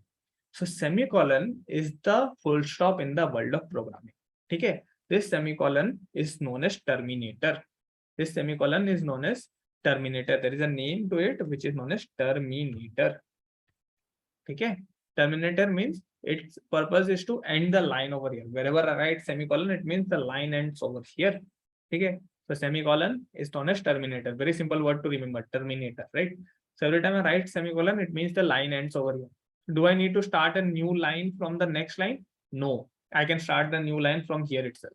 Okay, we can write the entire code in a single line. It doesn't matter to the program, however we have written. Computer doesn't matter, right? The spaces doesn't matter to the computer. See, it is still printing it in this way. Okay, so semicolons means the full stop, right? So wherever it sees semicolon, it says that okay, you printed hello Ritik. Okay, this is a full stop. Okay, let me perform some other work, whatever you are telling me, right? Okay, so it doesn't matter if you're writing in two different lines or a single line. Semicolon is the end of line. Wherever you have written semicolon, the end line ends over there. Okay. Okay, semicolon, the name of this semicolon is known as terminator. Okay. Okay. Then there is one more thing that I'm going to use, which is known as comments. Okay. Anything that is written after double slash, okay, is known as comments. Okay. Anything that I write after double slash is known as comments. Okay. Or what does comments mean?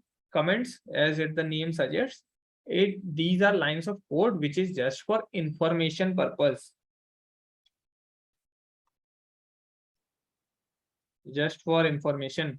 These, whatever I write after double slash, all these lines does not run. These lines will not get converted into 0 and 1, and machine will not run these lines, right? If I try to run this, you'll see that this line does not mean anything. It will not run. We still see the same output. If I put something after double slash, so what it will mean, that computer will know that this is a comment. Okay, it will not run this line of code. It will only run whatever is written, not after double slash. Okay, so if I put a double slash in front of any line, that line of code will not run, or that line of code will not get converted into 0 and 1, and the machine will not run that thing. Machine will not perform that work. Where can we get questions to practice? Don't worry, you'll get questions on the platform itself to practice, and I'll suggest a few platforms where you can practice, so don't worry on that part. Today we do not have too much question. So I'll try to play around with something on this, okay, on the initials, so that you can get more clarity on the basics, right? Okay, what is comments? Comment is any line of code that is just for information, that does not run. Just for information, does not run. When I press on the run button, when the high level language gets converted into 0 and 1 and machine runs that instruction. So comment is those lines which will not get converted, which will not run. Okay, so when I write something after double slash, that is a comment and that will not run. Okay. By gap, the gap is not necessary. Even if you put it without gap, that will also not run. Okay, so gap is not necessary. It doesn't matter. Whatever you have written after double slash, that is not going to run. Okay. So even if I put a system.out.println after a double slash, that is not going to run. Okay. So comments are piece of lines of instructions that are just for information, that does not run. So why do we write comments? So for example, let's say you have a very long, lengthy code, right? You have written 100, 200, 500 lines of code, right? Okay. Now you can say you understand the code, what the code is showing because you have written it. But let's say I'm a new developer, I don't know what you have written, right? So how will I know what this code is showing, what you are trying to do in using this code? So what you will do is you will add 2-3 comments that you know what, this code is performing addition. So what I'll do is I'll write a comment which says this code is displaying hello, right? So by reading this comment, I will be able to understand, okay, this code is displaying hello. Okay. So comments are for information. We as coder, we as programmer, we as developer write comments so that any other person who is not familiar with this program, he will be able to pick from the comments what is happening. Okay, why after double slash we have not used? Because this is not getting converted. Machine does not worry about this line. Okay, so we do not need a full stop or semicolon after this. Okay, we do not need an end of line. Okay, so comments are like those pieces of information which are just for information in this, and it is not going to run. Okay, is comment necessary? No, comment is not necessary. It is just a optional thing which we add to tell the other developer. See, I work on a software that is on which more than 200 people work together. Okay, so everyone is writing code. Now, if I write a code, there are 199 other people who want to understand what I'm doing in this code. So how they will understand? I'll simply add a comment in the top of my code that this code is doing this work. This code is doing this work. This code is, let's say, for the search button that we have placed over here. This code is trying to search something. This code is trying to display the products that we have on our list, right? All those. So whatever work that is happening, so I add a comment so that other people can be able to know what I'm trying to do. Okay. Why don't we do coding in C++? It doesn't matter. If you are able to understand Java, we will easily be able to code in C++. We just pick one because this is most demanded, one of the most demanded, right?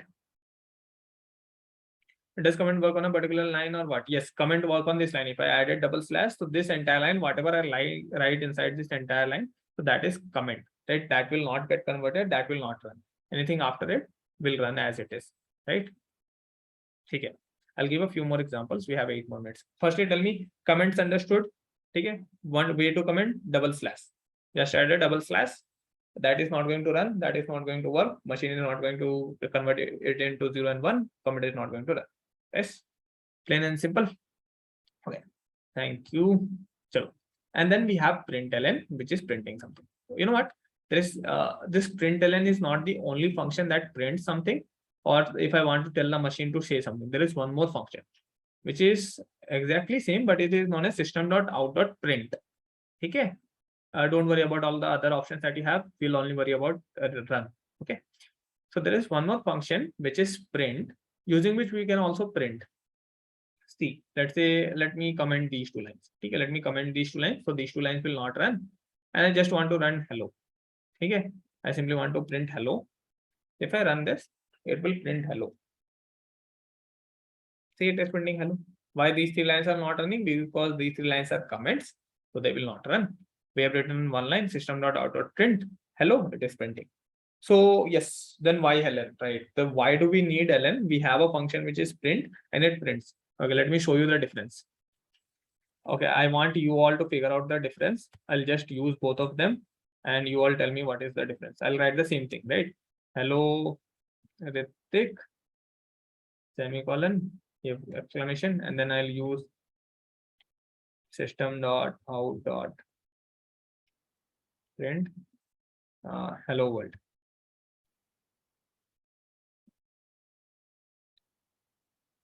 Now, if I write the same thing, it is printing it in the same line, right? Thing gets printed in the same line. From where this thing came into. Oh shit. Okay, sorry. I guess there was something that opened. Okay, let me close this. Sorry, yeah. Okay. So now what is happening when I write something in print? It is printing it, but it is not changing the line. So ln is for the new line. So whenever I write println, what it does, it whatever I write inside it, it prints it, and it changes to the new line. Okay. So if I write simply print, it will print it. and it will not change the line. Okay, so now if you use print, it will print it and it will not change the line. Now see how it works actually. See, there is a difference in how it works. If I add a println, now can you tell me what the output is going to be? How this output is going to print? Tell me how this output is going to print this thing.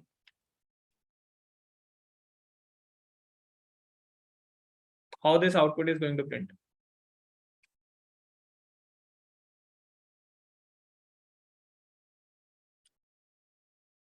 Hello Ritik, but what about the second one? Hello world, where it will print after hello Ritik or in the new line?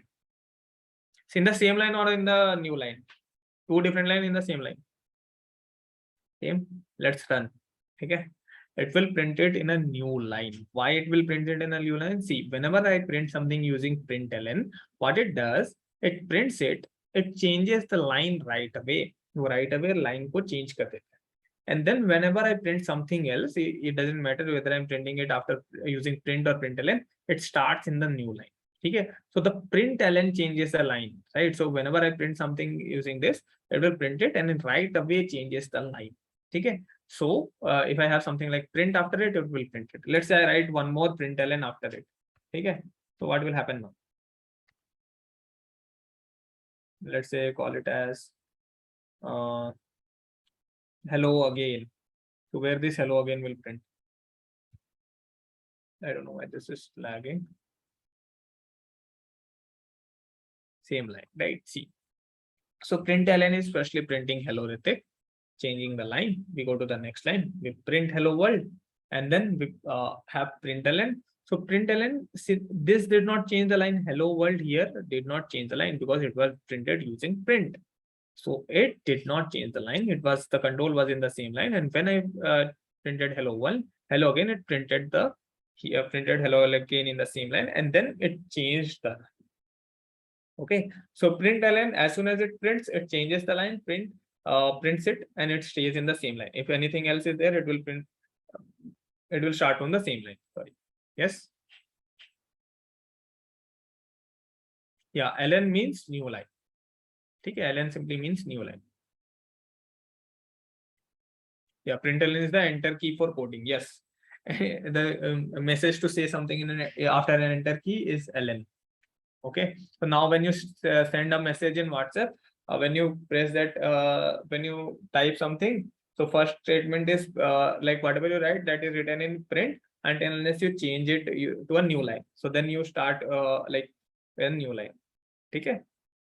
So firstly is println, then it is yeah.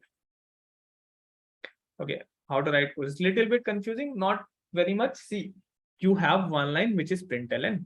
Okay, so whatever you write inside println, it prints it.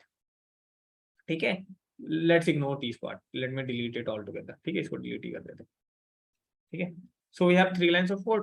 First line, what I've written, println. What it will do? It will print hello Ritik, printing. And since it is written println, it will print it. It will change the line. Okay. Next, I've written hello world using print. So what it will do? It will print hello world and it will stay in the same line. It will not change the line. Next, I've written hello again. So what it will do is it will print hello again, the same line, and it will change the new line. It change it to a control to a new line because if we have written print. Even though I write it as print, what will happen?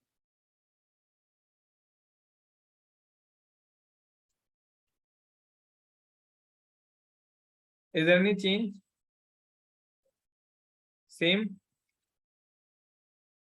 Yes, it will print it in the same line. See, println, the output is same. There is no difference in output. Why? Because the line is getting changed after. If there is any line that is written after it, system.out.println. So this line will get affected. Current line does not get affected. Okay. Try to play around with that, println, and then tomorrow tell me, sir, you know what, this is working in this way. Now I understood. Okay. See, now if I run this, it will print it, it will print it, it will print, and it will come in the same line. See, the third line is also coming in the same line because here the line did not change. But if I use a println, what will happen? The second and third line will come in the same line, but now it will change the line and the final thing will come in a new line. Okay, got it? Easy. Is it complicated to understand this? No, right? How many lines of code? You can write as many lines of code, right? Easy, right? This is the easiest thing. Just changing line or not changing line, right?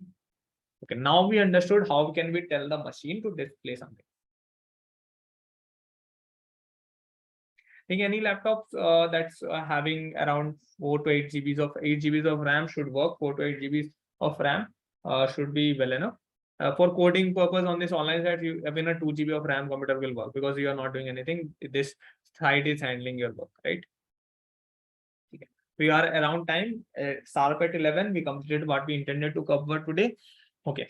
Thank you everyone for today's session. We'll get the recording in within an hour. From tomorrow, we'll start right away from here from coding, and now we'll try to dive deep more and more into coding.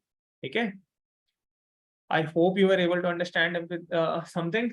Okay, I'll try to take up as many doubts from the chat as possible right now for the next 5 minutes, and then we can drop off. Yes. Can we print without any comment? Yes, we can print, right? The last example that we saw, we did not use any comments. Take everyone try to play around with this, right?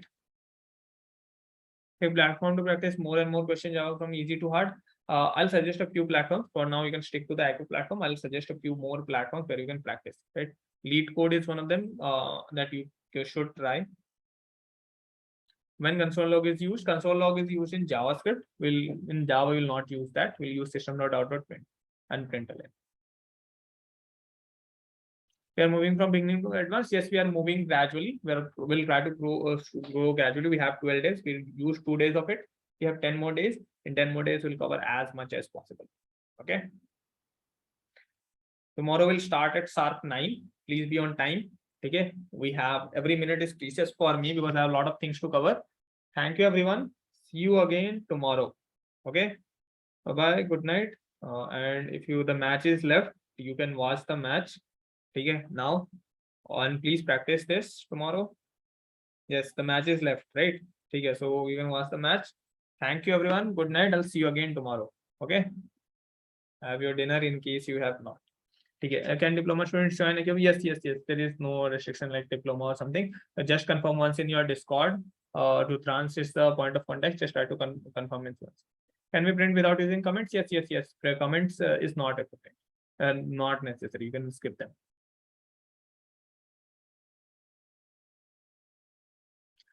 If you are dedicated enough, you'll 100% sure get. Last year, what all the students that I have taught have got multiple offers. Okay, you would get to interact with a lot of those students or alumni, right? So don't worry. Non-sleepy so far, right? How many of you felt sleepy, right? किसी को नींद आ रही थी क्या class के बीच में? अच्छा आ रही हो तो बता देना, right? I'll try to make it more interesting because I don't want my student to sleep in the class. Tomorrow's timing, same timing, 8 o'clock, right? 8 o'clock start.